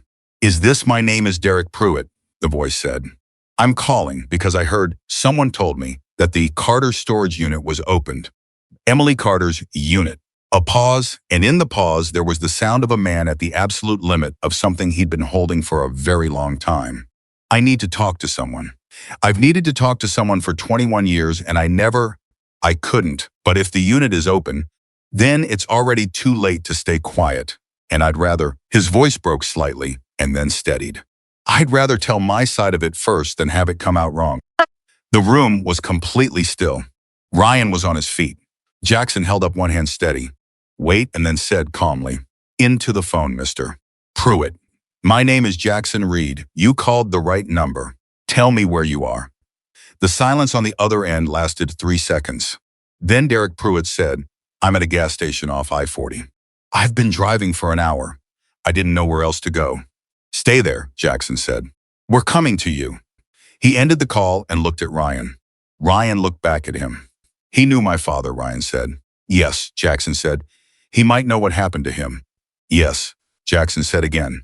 Ryan picked up his jacket from the chair. He said, then let's go. And he was already moving toward the door before the sentence was finished, and Jackson was right behind him. And behind Jackson the chapter moved, the whole room gathering and reorienting with the fluid efficiency of people who have been moving together for years and know without discussion who goes first and who covers the back and how fast is the right speed for the situation at hand. They were in the parking lot in under 3 minutes. The truth was accelerating now. 21 years of pressure finding its release in the space of 48 hours, and there was no stopping it anymore, and nobody in that parking lot wanted to. Emily Carter had built it to run. It was finally running. Derek Pruitt was not what any of them expected.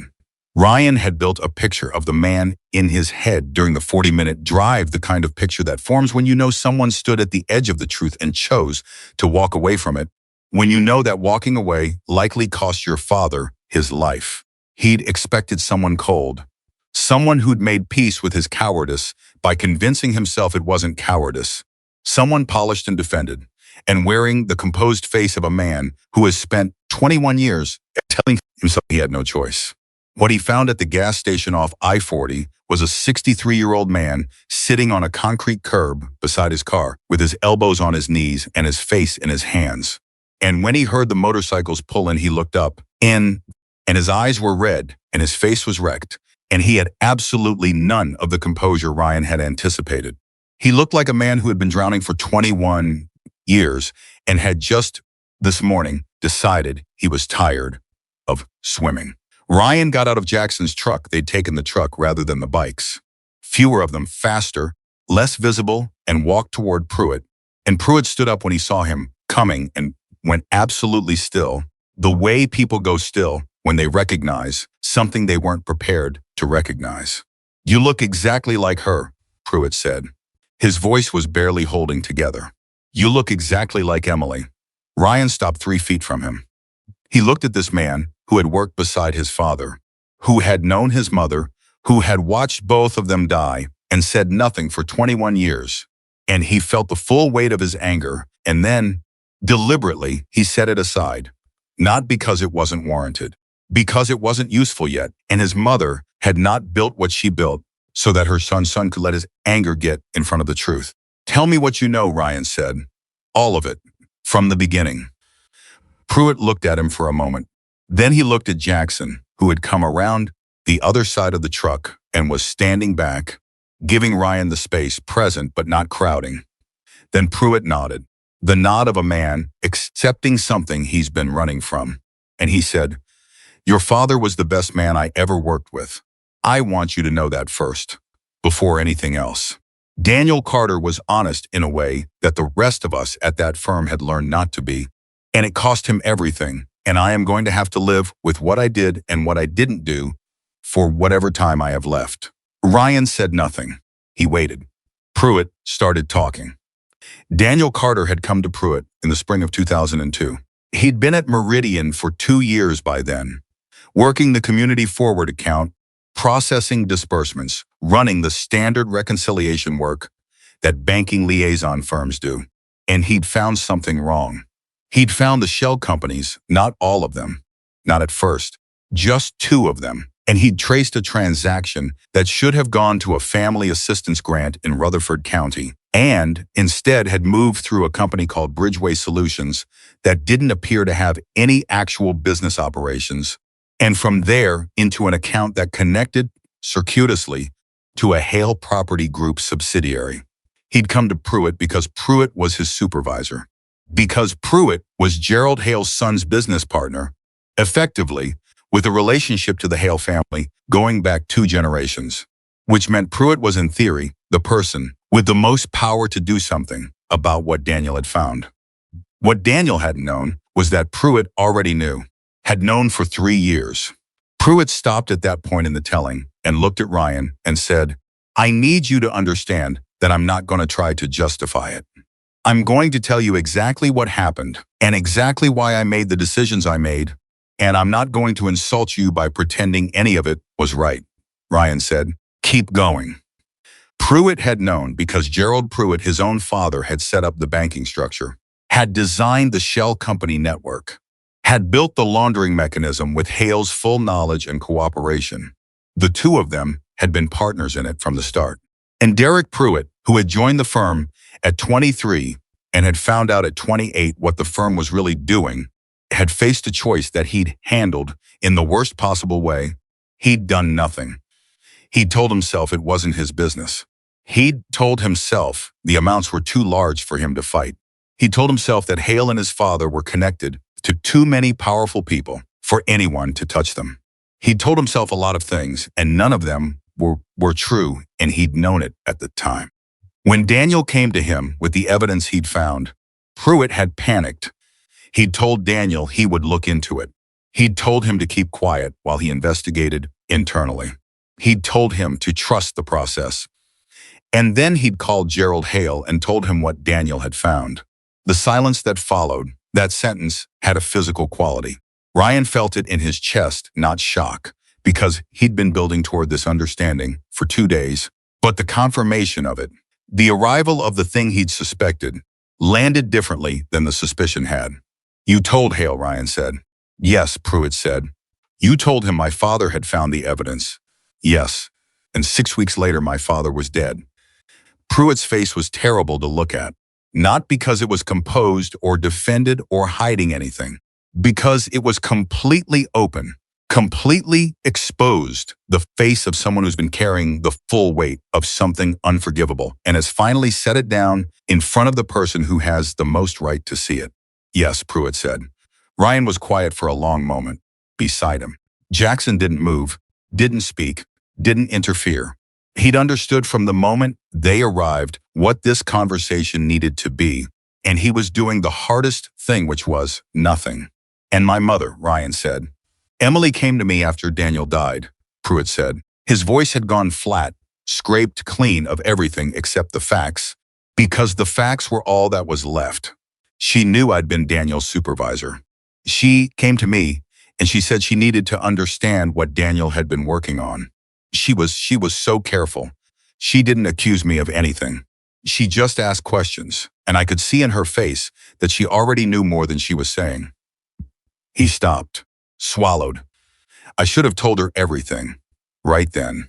I should have helped her. But I was so afraid of what Hale would do. If he found out, I'd talk that, and I told her almost nothing. I told her Daniel's death was an accident and that there was nothing suspicious about his work." He looked at Ryan. And then she looked at me with those green eyes, and she said, "I know you're lying, Mr. Pruitt, and I know you know what happened to Daniel, and I'm going to find out the truth, whether you help me or not." And she left. Ryan closed his eyes for 1 second. "Opened them." "She found it on her own," he said. "She was already collecting evidence when she came to me," Pruitt said. "She'd been doing it for months. She was smarter than any of us gave her credit for. Smarter than Hale gave her credit for." His voice broke slightly on the last sentence, and he let it break, didn't try to cover it.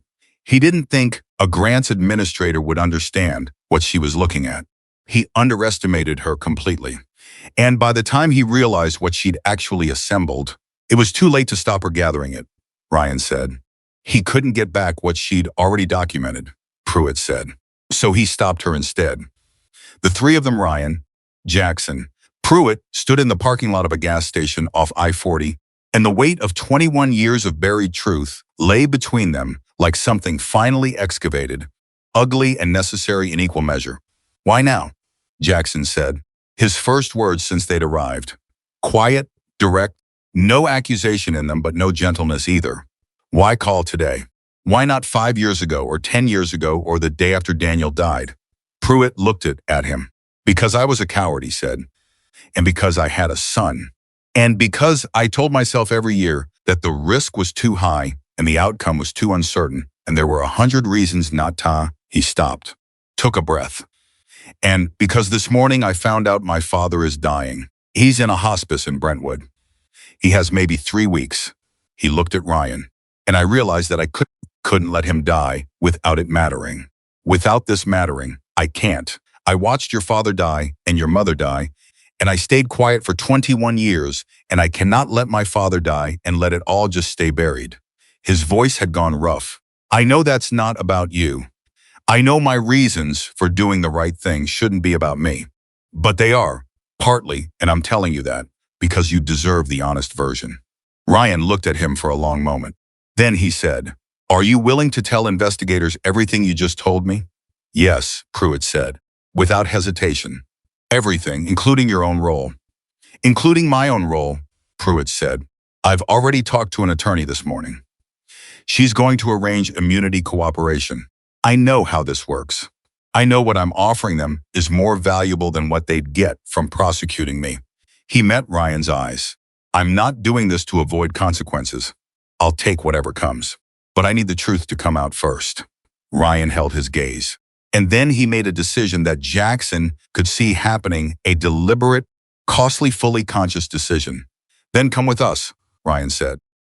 "I'm going to call the investigator, and you're going to talk to her today. Right now, not later today now." Pruitt nodded. "Yes," he said. "All right." Ryan turned back toward the truck. He pulled out his phone and dialed Reyes's number, and when she answered, he said, simply, "I have Derek Pruitt. He's ready to cooperate. Tell me where to bring him." The meeting with Reyes happened at a federal field office in Nashville that afternoon. Ryan and Jackson were not in the room for Pruitt's statement. That was proper, and Reyes had been clear about it, and neither of them pushed back. They sat in a waiting area outside with bad coffee and the particular quality of waiting that comes when something important is happening on the other side of a closed door and you have no ability to influence it. Manny was on the phone for most of it, running the parallel track. He'd reached out to 2 journalists he'd worked with during his fraud investigation years, people with the specific experience and credibility to handle this kind of story without burning the investigation. He wasn't feeding them anything yet. He was establishing the relationship so that when the time came, the truth would have the right vehicle.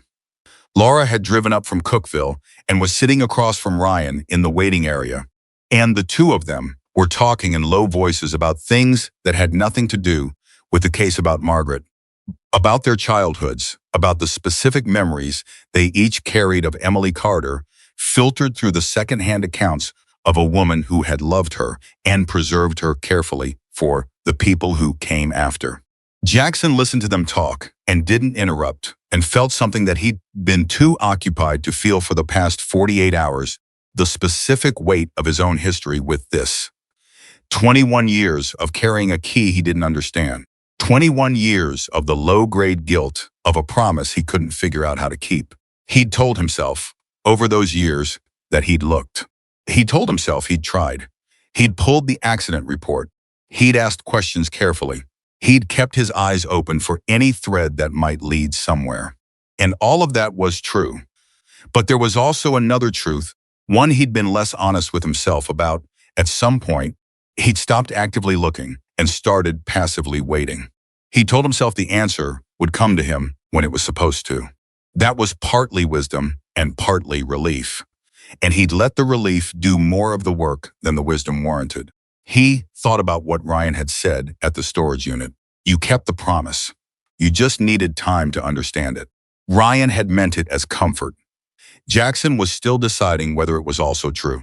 His phone rang. Unknown number. Different from the one Carver had used that morning. He looked at it, considered, and answered. "Mr. Reed." The voice was older than Carver's. Smother. The voice of a man who had spent decades moving through rooms where power was exercised quietly. This is Victor Hale. Jackson's hand didn't tighten on the phone. His breathing didn't change. He stood up from his chair and walked toward the far end of the corridor, away from Ryan and Laura, and kept his voice completely even. "Mr. Hale," he said. "I understand my associate reached out to you this morning," Hale said. "I wanted to follow up personally, man to man." "All right," Jackson said.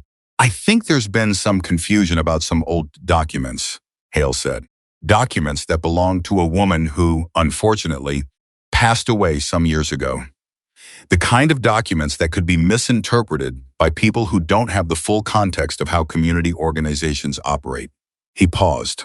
"I'd like the opportunity to provide that context in a setting that's comfortable for everyone involved." Jackson listened to every word with the flat attention of a man identifying exactly what he was dealing with. Victor Hale was not panicking. He was maneuvering.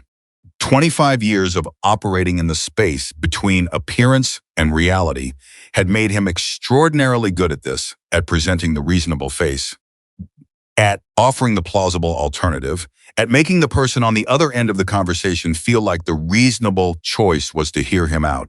"I appreciate that, Mr. Hale," Jackson said. "The thing is, I'm not really in a position to have that conversation. The documents you're referring to are in federal hands now. You'd need to talk to the investigators." A pause. Very brief, but Jackson caught it. "I see," Hale said. And the smoothness had acquired the faintest edge. Not anger control maintained, but the sound of a man adjusting his calculation. "Then perhaps this is simpler than I thought. Perhaps you and I can speak about what it is you're actually hoping to accomplish here. Because I've been doing community work in this state for 25 years, Mr. Reed, whatever concerns exist about administrative practices can be addressed through the appropriate channels. That's all I'm asking for." "The appropriate channels are exactly where this is going," Jackson said. "So we're in agreement." Pause. "Mr. Reed," Hale said. And the smoothness was nearly gone now. The practiced surface thinning under the pressure of a situation that wasn't responding to his tools. "I'm going to be direct with you. The young man with you, Ryan Carter, has a great deal from allowing this mom to become a public spectacle. His mother's reputation, his father's reputation, the circumstances of their deaths, these are things that can be examined in ways that reflect poorly on." "Stop," Jackson said. He said it quietly, not angrily. "The way you stop something that doesn't warrant the dignity of emotion. You're threatening a 25-year-old man whose parents you killed," Jackson said. "And you're doing it on a phone call that I'm going to report to the federal investigators within the next 10 minutes. So I'm going to suggest you stop talking and let your attorneys do the rest." The line was quiet for 3 seconds. Then Hale said, "You'll regret this." "I've regretted things in my life," Jackson said. "This won't be one of them." He ended the call. He stood in the corridor for a moment. Then he went back to where Ryan was sitting and said, "Hale just called me directly." Ryan went very still. Jackson told him the full conversation, word for word, including the implied threat about Ryan's parents. Ryan's face went through things: anger first, and then something colder and more deliberate. The same settling process Jackson had watched happen at the storage unit and again in the gas station parking lot. "He threatened my parents' reputations," Ryan said, "after killing them." "Yes," Jackson said. "He's panicking," Ryan said. "Yes," Jackson said, "and panicking men make mistakes." Ryan looked at him. "You recorded it." Jackson held up his phone, which had an app that Manny had installed 3 years ago after a situation that had made recording capability seem like basic operational sense. "Every word," he said. Ryan exhaled slowly. "Call Reyes," he said.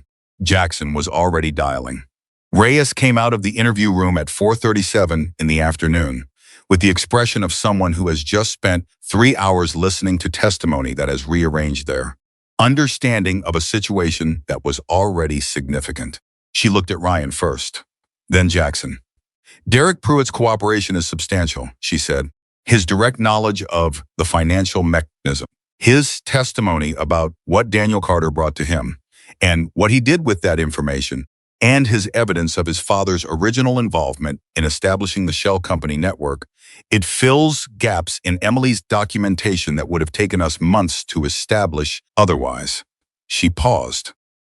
Combined with the audio recordings from the storage unit, we have enough to move forward significantly faster than I anticipated yesterday. Ryan absorbed this. How much faster?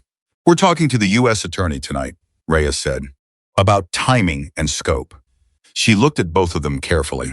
I need to ask you both directly, neither of you has any intention of taking independent action between now and when we move? No, Jackson said. No, Ryan said. Then, what does moving look like? What's the actual end of this? Reyes considered how much to say. Charges, she said finally. Multiple counts of wire fraud, money laundering, conspiracy, potentially more, depending on what forensic accounting surfaces regarding the property acquisitions. She paused. And depending on what further investigation reveals about the circumstances of Daniel, Carter, and Emily Carter's deaths. Ryan looked at her. You're saying potentially more than financial charges. I'm saying we follow the evidence wherever it goes, Reyes said carefully. Ryan nodded. One more thing, Jackson said, and he played her the recording of Hale's call. Reyes listened to it without expression. When it ended, she said, witness intimidation and obstruction. She looked at Jackson. He called you after we took the evidence into custody. Yes, Jackson said. That's a gift, she said flatly. An extraordinarily stupid gift from a man who apparently believes he can talk his way out of anything. He spent 25 years being right about that, Jackson said. Not anymore, Reyes said. She went back inside to make calls. The chapter gathered that evening at a restaurant outside Nashville, a real meal, the first one anyone had eaten properly in 2 days, and there was a quality to it that Jackson recognized from years of riding with these men, the particular looseness that comes after something hard and unresolved finally resolves. Not celebration, not yet, but the release of sustained tension, the body remembering how to breathe normally. Ryan was there. Laura was there. Pruitt was not left with his attorney after his statement to begin whatever came next for him. Danny raised his beer and said, to Emily Carter, and the table set it back without ceremony, without performance, just the simple, collective acknowledgement of a woman none of them had known who had done something extraordinary. Ryan raised his glass and then didn't drink right away. He sat with it for a moment, and his face had the particular quality of someone doing internal accounting, what this cost, what it gave back, whether the math balanced. She never got to see it, he said. Not to anyone specifically, just out loud. She did all of this and she never got to see it matter. She knew it would matter, Laura said. She paid 5 years' rent on that storage unit. You don't do that if you think it won't matter. You do that because you're certain someone will eventually find it. Ryan looked at her. That's an act of faith, he said.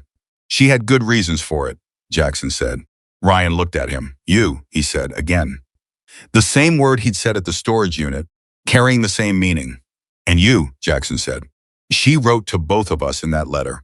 She needed both of us. A man to hold the key and a son to use it. He paused. She knew Ryan Carter wasn't going to be 4 years old forever. The table was quiet for a moment. The comfortable quiet that falls when something true has been said and doesn't need adding to.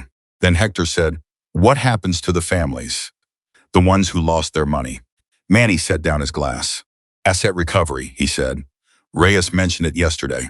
If the property acquisitions can be legally linked to diverted charitable funds, which the documentation appears to support, there's a mechanism to compel liquidation and restitution. It's complicated.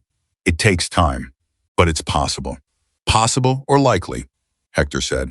Depends on the scope of what the forensic accounting surfaces, Manny said. But the legal theory is sound. And Pruitt's testimony adds a direct human voice to what otherwise would be a pure paper trail. That matters in court. How many families? Ryan said. Manny thought for a moment. In the 3 counties I documented conservatively, a few hundred families who were denied assistance they'd applied for and qualified for. The actual number of people who were displaced from neighborhoods that were subsequently redeveloped. He paused. Significantly more. Ryan set his glass down. Then that's the next part, he said. After Hale, the families. He looked around the table. Someone has to make sure that the restitution process actually reaches them, that it doesn't get complicated by legal delays into something that never materializes. Someone has to stay on it. You're going to do it, Laura said. She said it the way she said things plainly, as observation rather than suggestion. Someone has to, Ryan said. He stopped, restarted. I have a reason to. That's not nothing. Jackson looked at him across the table. At this young man who had driven through the night 48 hours ago and walked into a diner and asked why a stranger had his mother's key, and who in 48 hours had moved from that question to this one, from who is responsible to what do we do now, with his mother's same implacable forward momentum. You know, Danny said, looking at Ryan with the particular squinting assessment that Danny used when he was arriving at a genuine opinion, you've got a hell of a head on you for a 25-year-old. Ryan looked at him. I had a hell of a mother, he said. Yet Danny said, from everything I've heard, that's the truth. Jackson's phone rang at 10:49 that night. He was in his motel room. He'd been trying to sleep, without much success, his mind running the tape of the last 48 hours, the way minds do when they've been operating at full throttle and haven't been given permission to stop yet. He looked at the screen. Reyes. He answered immediately. We're moving tomorrow morning, Reyes said, and her voice had the focused, compressed quality of someone operating on high clarity and very little sleep. U.S. Attorney signed off 2 hours ago. Arrest warrant for Victor Hale. Warrant for Thomas Carver. Subpoena for Meridian Financial Services complete records. She paused. We're executing at 6 a.m. I wanted you to know before it happened. Jackson sat up. Ryan, he said. Tell him, she said. He deserves to know. A pause. And Mr. Reed, the call you recorded this afternoon. It was the last piece we needed to establish obstruction and witness tampering. It was also deeply stupid on Hale's part. And I want you to know that it matters. He thought he could manage it, Jackson said. He's managed everything else for 25 years. He underestimated the quality of what Emily Carter left behind, Reyes said. And he underestimated the people who showed up to deliver it. She said goodnight and ended the call. Jackson sat on the edge of the bed for a moment. Then he got up and walked down the corridor and knocked on Ryan's door. Ryan opened it in 10 seconds, fully dressed, clearly not having slept either. Reyes called, Jackson said. Ryan looked at him. Tomorrow morning, 6 a.m., Jackson said. They're moving. Ryan stood in the doorway and let out a long, slow breath, not relief exactly. Something bigger than relief, something that had been building for 25 years in a family that had been left to carry grief and questions and half-truths, finally finding its exhale. Tomorrow, he said. Tomorrow, Jackson confirmed. Ryan leaned against the doorframe and was quiet for a moment. Then he said, when she handed you that key, when she drove 2 hours to give it to you, did you ask her why she picked you? Jackson thought back. He hadn't asked directly. But Emily had told him anyway. The way Emily always told you the thing you needed to know before you'd figured out you needed to know it. She said she needed someone who understood that keeping a promise isn't about the action, Jackson said. It's about who you are while you're doing it. He paused. She said she'd known a lot of people who kept promises when it was easy. She needed someone who would keep it when it didn't make sense yet. Ryan looked at him for a long moment. 21 years of not knowing what you were holding, Ryan said. Yeah, Jackson said, and you held it anyway. I held it, Jackson said. It's what I told her I'd do. Ryan nodded, one slow, full nod. The kind that carries more than agreement, the kind that carries recognition and gratitude and the weight of something that deserves to be named, but is larger than whatever name you could give it. Get some sleep, Ryan said. We should be up before 6. Yeah, Jackson said. He went back to his room. He lay down. And for the first time in 48 hours, his mind finally went quiet, not because the work was done, because it wasn't. There were months ahead and courtrooms ahead, and the long, careful process of making sure Emily Carter's evidence did exactly what she'd built it to do. But because the thing he'd carried without understanding was understood now, the promise he'd made to a woman who trusted him completely had finally found its full shape. He closed his eyes. Outside, Tennessee settled into the deep quiet of late night, and somewhere in Nashville, a man named Victor Hale slept in his house, not knowing that he would wake to the last morning of the life he'd built. And somewhere in a field office, investigators prepared the warrants that would end it. And somewhere in a motel corridor, Ryan Carter was probably still awake, sitting with his mother's letter against his chest, reading words written for him 21 years ago by a woman who had known, somehow, that her son would be exactly strong enough for the moment when it finally arrived. She had been right about so many things. She had been right about this most of all. Jackson was awake at 5:15. He hadn't set an alarm. He didn't need one. His body had learned decades ago to surface precisely when it needed to. The way bodies do when they've been trained by years of early rides and situations that punished the man who slept through them. He lay in the dark for exactly 2 minutes, running through the shape of what today was. And then he got up and dressed and walked down to the vending machine at the end of the corridor and got 2 coffees and knocked on Ryan's door. Ryan opened it before Jackson's knuckles finished the second knock. He was dressed. He'd been awake. His mother's letter was folded in his breast pocket. Jackson could see the slight rectangle of it through the fabric, and his eyes had the particular clarity of someone who has not slept much but has done something more useful than sleep. He'd made his peace with what was coming. Jackson handed him the coffee. Ryan took it. "Thank you," he said. They didn't say anything else for a moment. They stood in the doorway, drinking bad vending machine coffee in the dark of a Tennessee November morning, and the silence between them had the quality of all the silences that had built up over the past 3 days full, not empty. The kind of quiet that exists between people who have been through something together and don't need to narrate it. At 5:58, Jackson's phone lit up with a text from Reyes. 2 words, "We're moving." Ryan read it over his shoulder. He exhaled through his nose, set down the coffee cup on the corridor floor, straightened up. "It's happening," he said. "It's happening," Jackson confirmed.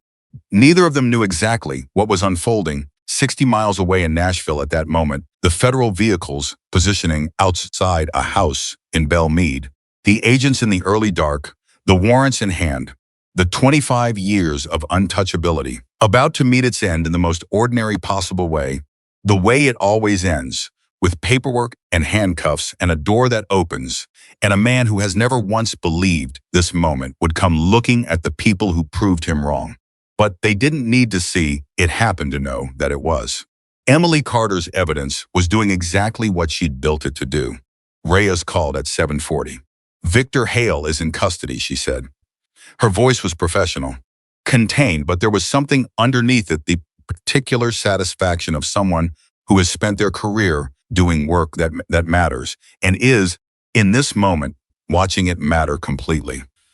Thomas Carver was taken at a separate location. Meridian Financial Services has been served. Derek Pruitt is being formally processed as a cooperating witness. Ryan was on the call too. Jackson had put it on speaker the moment Reyes's number appeared, because Ryan had the right to hear this first and hear it clearly and not as a secondhand account. Ryan didn't say anything when Reyes finished. He pressed his lips together and looked at the ceiling and blinked twice and then looked back at the phone. "The charges," he said, "wire fraud, money laundering, conspiracy to commit both, obstruction of justice." That's the Carver call from yesterday morning, plus the call Hale made directly to Mr. Reed. Reyes paused. "And we've opened a parallel inquiry into the circumstances of Daniel and Emily Carter's deaths. I want to be honest with you, that part is going to take time. Proving criminal culpability for deaths that were ruled accidental 21 years ago is a long road. But we're on it." "You're on it," Ryan said. "Not a question. A confirmation. An anchor." "We're on it," Reyes said. "Then that's enough for today," Ryan said. When the call ended, the room was quiet. Danny and Manny and Hector were there. The chapter had gathered without being summoned, the way they always gathered when something significant was happening. The organic gravitational pull of men who have been riding together long enough to move as a unit without coordination. Laura was there, sitting beside Ryan on the edge of the bed, her shoulder against his. No one made a speech. No one said the large thing. They just sat together, in a budget motel room in Tennessee and let the morning be what it was the first morning. In 21 years that Victor Hale was not free, and Emily Carter's evidence was not buried, and Ryan Carter was not carrying his questions alone. That was enough. That was everything. Manny broke the silence, practically, because Manny was Manny. The journalists, he said, I have two ready to go. Both of them understand the sensitivity. They'll coordinate timing with the investigators, and they won't run anything that compromises the case. He looked at Ryan. But the story needs to go public. The families who were defrauded deserve to know what happened to their money. And the public needs to know what Community Forward actually was. When? Ryan said. Reyes will give us a window, Manny said. Probably within 72 hours. Once Hale's attorneys start moving, the story will leak anyway. Better for it to come out right. Ryan nodded. I want to be part of that conversation, he said. What gets said about my mother, I want it to be accurate. I want people to understand what she actually did. They will, Manny said. I'll make sure of it. What she did, Laura said quietly, was build a case against a powerful man, alone, while raising a 4-year-old, knowing it might kill her. She paused. People need to hear that. The whole of it. They'll hear it, Jackson said. He said it with the certainty of a man who has just watched the machine a dead woman built run exactly the way she designed it, and who understands that the machine will keep running and that the story of how it was built is as important as what it built toward. 3 days later, the story broke. The first piece ran in the Nashville Tennessean under the byline of a journalist named Carol Marsh, who had spent 30 years covering financial crime and who wrote with the specific clarity of someone who has seen enough fraud to know how to explain it to people who haven't, and who understood that Emily Carter's story was not primarily a crime story but a human one. The headline read, Inside Community Forward, How a Tennessee Charity Stole from the Poor for 25 Years and the Mother Who Proved It. The piece ran 6,000 words. It opened with Emily Carter, who she was, what she'd done, what it had cost her. It laid out the fraud mechanism clearly, the shell companies and the property acquisitions and the families who'd been denied assistance they'd qualified for. It detailed Victor Hale's arrest and the federal charges. And in the final section, it introduced Ryan Carter, a 25-year-old man who had driven through the night to a diner in Cookeville, Tennessee, and picked up a key his mother had left for him, and with the help of 12 motorcycle club members, had delivered 21 years of buried evidence to federal investigators. The piece did not sentimentalize it. It didn't need to. The facts were extraordinary enough. By the end of the first day, it had been read 400,000 times. By the end of the second day, 3 more outlets had picked it up, and a national morning show had reached out to Ryan's phone, which he'd been forwarding to Manny, who was handling everything with the systematic efficiency of a former fraud investigator who understands that attention is a resource and resources can be wasted. Ryan read the Tennessean piece once, alone, in the parking lot of the motel where they were still staying, because nobody had quite gotten around to moving on yet. He sat in Jackson's truck and read it on his phone, and then sat with it for a while. His mother's name, in print, telling the true story. He called Laura. Have you read it, he said. 3 times, she said. Her voice had the particular roughness of someone who has been crying, not out of grief, but out of the complicated emotion that doesn't have a clean name, the feeling of something being finally, if irreversibly right, that was wrong for too long. She sounds like herself, Ryan said. The way they wrote her. She sounds like what Margaret told me about her. She sounds exactly like herself, Laura said. Good, Ryan said. And then he sat quietly for a moment and then said, I'm going to the cemetery this afternoon. Do you want to come? Yes, Laura said immediately. Jackson's coming too, Ryan said. I already asked him. A brief silence. He was there from the beginning, Laura said. He should be there for this too. Emily Carter was buried in a small cemetery outside Cookeville, on a hillside that the Carter family had used for 3 generations. The grave was simple, a flat stone, marker with her name and dates and a single line that Margaret had chosen. She loved well and fought hard. Margaret hadn't known, when she chose those words, how precisely true they were. She'd chosen them because they felt right. It turned out they were exact. Ryan, Laura, and Jackson stood at the grave in the November cold, and the three of them were quiet for a while. Because some moments don't need language, and this was one of them. Then Ryan reached into his breast pocket and took out his mother's letter. He'd read it enough times to have it memorized. He held it in his hand and looked at the stone. "We did it," he said, quietly. To the stone, to the woman under it, to whatever remained of Emily Carter in the world beyond the evidence she'd left behind. It took 21 years and a man who drove past a diner in the rain, but we did it. His voice stayed steady. Hale's in custody. The evidence is in federal hands. The families are going to know what happened to them. He paused. I don't know if any of that reaches you wherever you are, but I needed to say it out loud. Laura put her hand on his arm. Jackson stood back slightly, giving them space, but Ryan turned and looked at him. Come here, Ryan said. You belong here too.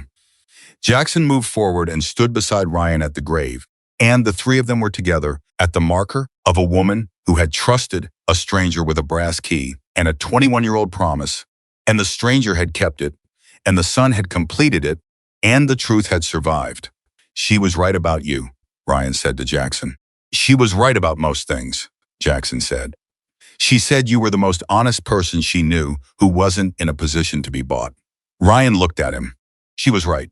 Jackson looked at the stone, at the dates, at the line Margaret had chosen. She was the most courageous person I ever knew, he said. And I've known some courageous people. She was my mom, Ryan said simply. And in those 4 words was everything that could be said, and everything that couldn't, the grief that doesn't end, the love that doesn't diminish, the specific absence of the person you needed most at every stage of your life and learned to carry without because you had no other option. They stood at the grave until the cold got serious, and then they walked back to the truck together, and nobody said much, and that was right. 6 weeks later, Victor Hale was indicted on 11 counts. The indictment covered wire fraud, money laundering, conspiracy, and obstruction of justice across a 25-year period. The forensic accounting that had taken Manny an initial 72 hours to sketch out had taken federal accountants 3 weeks to fully document, and what they documented was worse than the initial projections.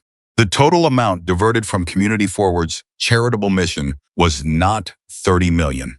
It was closer to $44 million. The property acquisitions linked to those diverted funds amounted to a real estate portfolio currently valued at $90 million. $90 million, built on the backs of families who'd applied for housing assistance and grant funding and received nothing, or received amounts so reduced as to be useless, while their neighborhoods were systematically stripped around them. Derek Pruitt's cooperation agreement was finalized. He would testify. He would serve time. The agreement didn't eliminate consequences, only shape them, and he had accepted that. His father died in hospice 11 days after Hale's arrest, having never been told, as far as anyone knew, what was unfolding. Whether that was mercy or evasion, Derek Pruitt was the only one who knew, and it was his weight to carry. Thomas Carver was indicted separately. The investigators discovered in the course of their work that Carver had a history with both Carter deaths, not direct physical involvement, as far as the evidence showed, but coordination of the circumstances that led to them. The investigation into those deaths was ongoing, and Reyes had said to Ryan privately that she expected additional charges before it concluded. Ryan had nodded and said, "Do it right," she had. The restitution process took longer. That was the part that tested Ryan in ways the investigation itself hadn't, not the legal complexity, which he'd understood intellectually from the beginning, but the human reality of it. The families that the fraud had harmed were real people in real communities who had real skepticism about the idea that a legal process was going to make anything right, and their skepticism was earned. They'd trusted a charitable organization and been failed by it. They'd filed complaints with oversight boards and been failed by those too. The idea that the system, which had failed them, was now going to fix what it had broken was not self-evidently believable. Ryan understood this. He didn't argue with it. He went to the communities instead. He drove to the 3 counties Manny had documented. He knocked on doors. He sat in living rooms and church fellowship halls and community center folding chairs and talked to people who had applied for community forward grants in the early 2000s and been denied or received a fraction of what they'd qualified for. He listened. He didn't bring lawyers initially. He didn't bring cameras. He brought himself and what his mother had left behind. And he told people plainly what Emily Carter had done and what it had cost her and what it had finally produced. He was not doing this to be the hero of the story. He was doing it because his mother had written in her letter that she only wanted the innocent families who suffered to know that what happened to them was not their fault. That had been her singular, explicit goal, not punishment of Hale, not vindication of her own reputation, not justice in the abstract. The specific human thing for the people who had been failed to know they had not been failed because they were unworthy. They had been failed because a powerful man had decided their need was more useful to him than their relief. Ryan delivered that message in person, in the communities, in the way his mother would have wanted, not as announcement, but as conversation, as accountability, as the most honest thing he knew how to do with what she'd left him. Jackson heard about this from Manny first, and then from Laura, and then called Ryan directly. "How's it going?" he said. "Hard." Ryan said, "Good." Both at the same time. "Yeah," Jackson said. "That's how the right things usually go." "One woman in Rutherford County," Ryan said. She'd applied for a community forward housing grant in 2001. She qualified. They told her the grant committee hadn't approved her application. She lost her house the following year. She's 71 now, and she's been renting the same two-room apartment for 19 years. He stopped. She cried when I told her what my mother had done.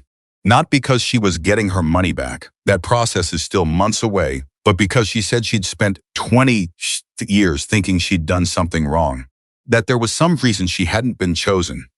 His voice was steady, but stripped of everything extra. She said, "I always thought it must have been something about me, and I got to tell her it wasn't." Jackson held the phone and listened and felt the full size of it, the specific, individual human cost of what Victor Hale had done, multiplied by hundreds of families across three counties across 25 years. The quiet ongoing damage of making people believe their suffering was their own fault. "Your mother would be proud of you," Jackson said. "I'm trying to be worth it," Ryan said. "You are," Jackson said. "You've been worth it since the beginning." The Thunder Ridge chapter went home 11 days after the arrest. They'd stayed longer than any of them had planned. The way you stay when something matters more than the schedule you had before it started mattering. Jackson had made his peace with that the charity ride funds had been delivered to their intended recipients before any of this began. The chapter's obligations in that direction were met, and what had kept them in Tennessee for 11 additional days was not obligation, but choice. The deliberate choice to stand beside someone who needed standing beside for as long as it needed to happen. The morning they left, Ryan and Laura drove to the motel to see them off. Ryan shook hands with every man in the chapter. Not the performative version, the real one, the one that makes contact, that acknowledges the specific individual in front of you. He thanked each of them by name and said something specific about what they'd done or what their presence. And it was not a speech. It was just a young man doing the honest work of expressing gratitude. And every man in the chapter received it with the dignity it deserved. When he got to Manny, Manny said, "You know, if you ever want to do this kind of work properly, the financial investigation side of it, I know people who could teach you." Ryan looked at him. "I'm thinking about law school," he said. "Financial crime. I've been thinking about it for a few years. Now I know why." Manny looked at him for a moment and then nodded. Once, with the particular nod of someone recognizing a thing that was always going to happen finally happening. "You'd be good at it," he said. "Your mother would have been good at it too." "She did it without the degree," Ryan said. "She did it with nothing but brains and nerve," Manny said. "Imagine what you'll do with the tools." When Ryan reached Jackson, the two of them stood facing each other, and for a moment neither of them spoke. The chapter was loading up around them. The familiar noise and movement of 12 men preparing to ride, The sounds that Jackson had been hearing for 23 years and that still had the quality of something exactly right. Ryan reached into his jacket pocket. He held out the brass key. Jackson looked at it, then at Ryan. "Keep it," Jackson said. Ryan shook his head. "It was yours first," he said. "She gave it to you. You held it for 21 years. It belongs with you." "She gave it to me to hold until you were ready for it," Jackson said. "You're ready for it. It's yours." Ryan looked at the key in his palm, at the worn brass and the oxidized edges and the small tag on its faded string loop. The object that had sat in Jackson Reed's possession for 21 years, traveling with him across thousands of miles of American highway. Never quite understood, never put down. "Then I'll keep it," Ryan said. "As proof." "Proof of what?" Jackson said. "That some promises survive everything," Ryan said. "Time, distance, death, everything." He closed his fingers around the key. "That some things are worth holding on to when you don't know why yet." Jackson looked at him for a moment. Then he extended his hand. Ryan took it. They shook, the real kind, and held it for a moment. "If you need anything," Jackson said. "I know," Ryan said. "I mean anything. Law school, the restitution process. If something comes up in the investigation that requires anything." "Jackson," Ryan said. "Yeah, I know," Ryan said again. And he meant it. And Jackson heard that he meant it. Jackson let go. He put on his helmet. He swung onto his bike. The chapter moved out of the parking lot in a line, the way they always moved, not chaotic, not showy, just orderly and certain, the sound of 12 engines building together into something that you feel in your chest before you hear it clearly. Jackson led them out onto the highway heading north, and he didn't look back, because looking back was not the way he moved through the world. And Emily Carter had not built what she built so that the people she'd trusted could spend their time looking backward at it. She'd built it so they could move forward. He moved forward. 4 months later, Ryan Carter sat in a federal courtroom in Nashville. He was not testifying that day. He was watching. Victor Hale sat at the defense table in a suit that had cost more than most people's monthly rent, and his attorneys were precise and well-prepared and ultimately useless against what Emily Carter had assembled in 7 boxes in a Putnam County storage unit over 21 years ago. The audio recordings were played in open court. Ryan heard his mother's voice for the first time in his adult life. She sounded exactly like what Margaret had told him she sounded like. Exactly like what Laura had described. Clear and steady and without performance, the voice of someone who is afraid and doing the thing anyway, because the thing needs doing, asking questions with the careful precision of a woman who knows exactly what she's gathering and why. And Hale's voice answering her, not knowing he was being recorded. Comfortable in the arrogance of a man who has never been held accountable for anything, laying out the mechanism of his own fraud in terms clear enough that no forensic accountant was needed to explain them. Ryan sat in the gallery and listened to his mother's voice, and the tears that came were not the devastating kind. They were the other kind, the kind that comes when grief and pride and love and relief arrive at the same moment. When the thing you've been carrying finds its final form, and you understand that the weight of it has been, all along, not burden, but ballast. The thing that kept you upright when there was nothing else to hold on to.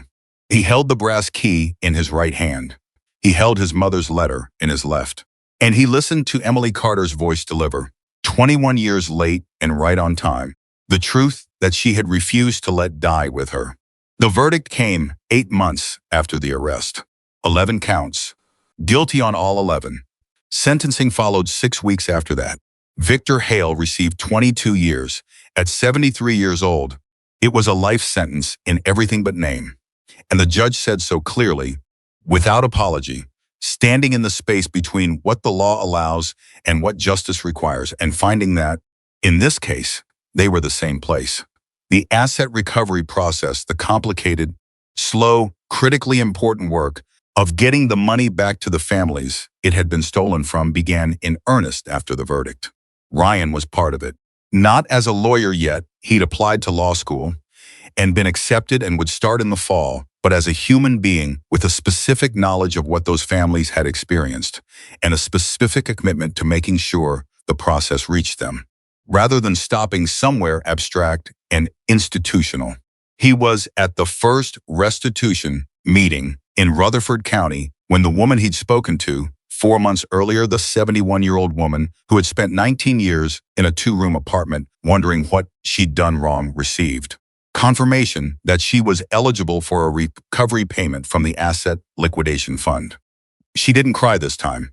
She sat very straight and looked at the paper in her hands and said, "I want to know the name of the woman who did this," Ryan told her. "Emily Carter," the woman said. Ryan said. "She died for this," the woman said. "She did," Ryan said. The woman was quiet for a moment. Then she said, "Make sure people remember her name." Ryan looked at her. "Yes, ma'am," he said. "That's exactly what I intend to do." Jackson Reed heard about the verdict from a text Manny sent him at 2:17 in the afternoon. He was at the chapter's annual food drive, loading boxes into the back of a truck with Danny and Hector when his phone buzzed. He read the text, showed it to Danny without a word. Danny read it. He handed the phone back. He picked up another box and kept loading. "She got him," Danny said. "She got him," Jackson said. He put the phone back in his pocket and picked up another box and kept working, because the work was the thing. The ongoing ordinary work of showing up for the people who needed someone to show up. And Emily Carter had understood that better than anyone he'd ever known, and the best way to honor her was to keep doing it. That night he wrote a letter. He hadn't written an actual letter paper, pen envelope in years. He wrote it to Ryan and it said, "Kid, I heard the news. Guilty on all 11. I've been thinking all day about what I want to say about it, and I keep coming back to this. She was right to trust you. She was right to trust me, too. And I don't say that easily because I spent 20 years thinking I'd failed her. But she set up a machine that needed 2 people who didn't know each other yet, and it worked exactly the way she designed it, which means she was right about both of us. Keep going. Keep doing what you're doing with the families. Keep going to law school. Keep the key. And remember that every promise you keep from here on out is built on the foundation of one she made first. She made the first promise, and she kept it all the way to the end. And everything that came from it, the verdict, the restitution, the families finding out the truth, that's what one person's refusal to give up looks like when it finally runs its full course. That's the shape of it. She showed us the shape of it. All we did was fill it in. Jackson. He sealed the envelope. He mailed it. 2 weeks later, Ryan wrote back. The letter was shorter. It said, "Jackson, thank you for all of it. I have the key on my desk right now. I look at it every day. It reminds me that some things only make sense in reverse, that you can carry something for 20 years without knowing why, and then discover the why was worth every single day of not knowing." She needed time to build what she built. She needed time, and she needed you to hold the door open. You held it. I walked through it. She made that possible. I think she knew we'd figure it out. I think she always knew. Ryan. Jackson read the letter once. Then he folded it and put it in the drawer of his desk beside the photograph he had of Emily Carter, the only one he had, taken at a rest stop in a rainstorm 23 years ago. A woman with her hair soaked through and her eyes bright and her chin up, laughing at something the camera had caught, but the sound of which was long gone. He'd been carrying that photograph as long as he'd been carrying the key. He didn't need the key anymore. Ryan had it now. But the photograph he'd keep. Some things you hold on to, not because you can't let go, but because some people deserve to be remembered. And remembering is the most honest thing the living can do for the dead. Emily Carter had trusted an honest man with a brass key and 21 years of patience, and he had kept his word. And her son had finished what she started, and the families she'd fought for had learned they were not at fault, and the man who had built his kingdom on their suffering had been brought down by her own careful voice on a decades-old tape. She had done all of that from inside a story that was supposed to erase her. She had refused to be erased. And the truth patient, stubborn, built to last by a woman who knew exactly what she was doing, had survived every single thing that was thrown against it, and had come out the other side whole. That is what courage looks like when nobody is watching. That is what love looks like when it refuses to stop. That is what one person's refusal to give up can build quietly. In the dark, for people they will never meet, across time they will not live to see. Emily Carter built it. It stood.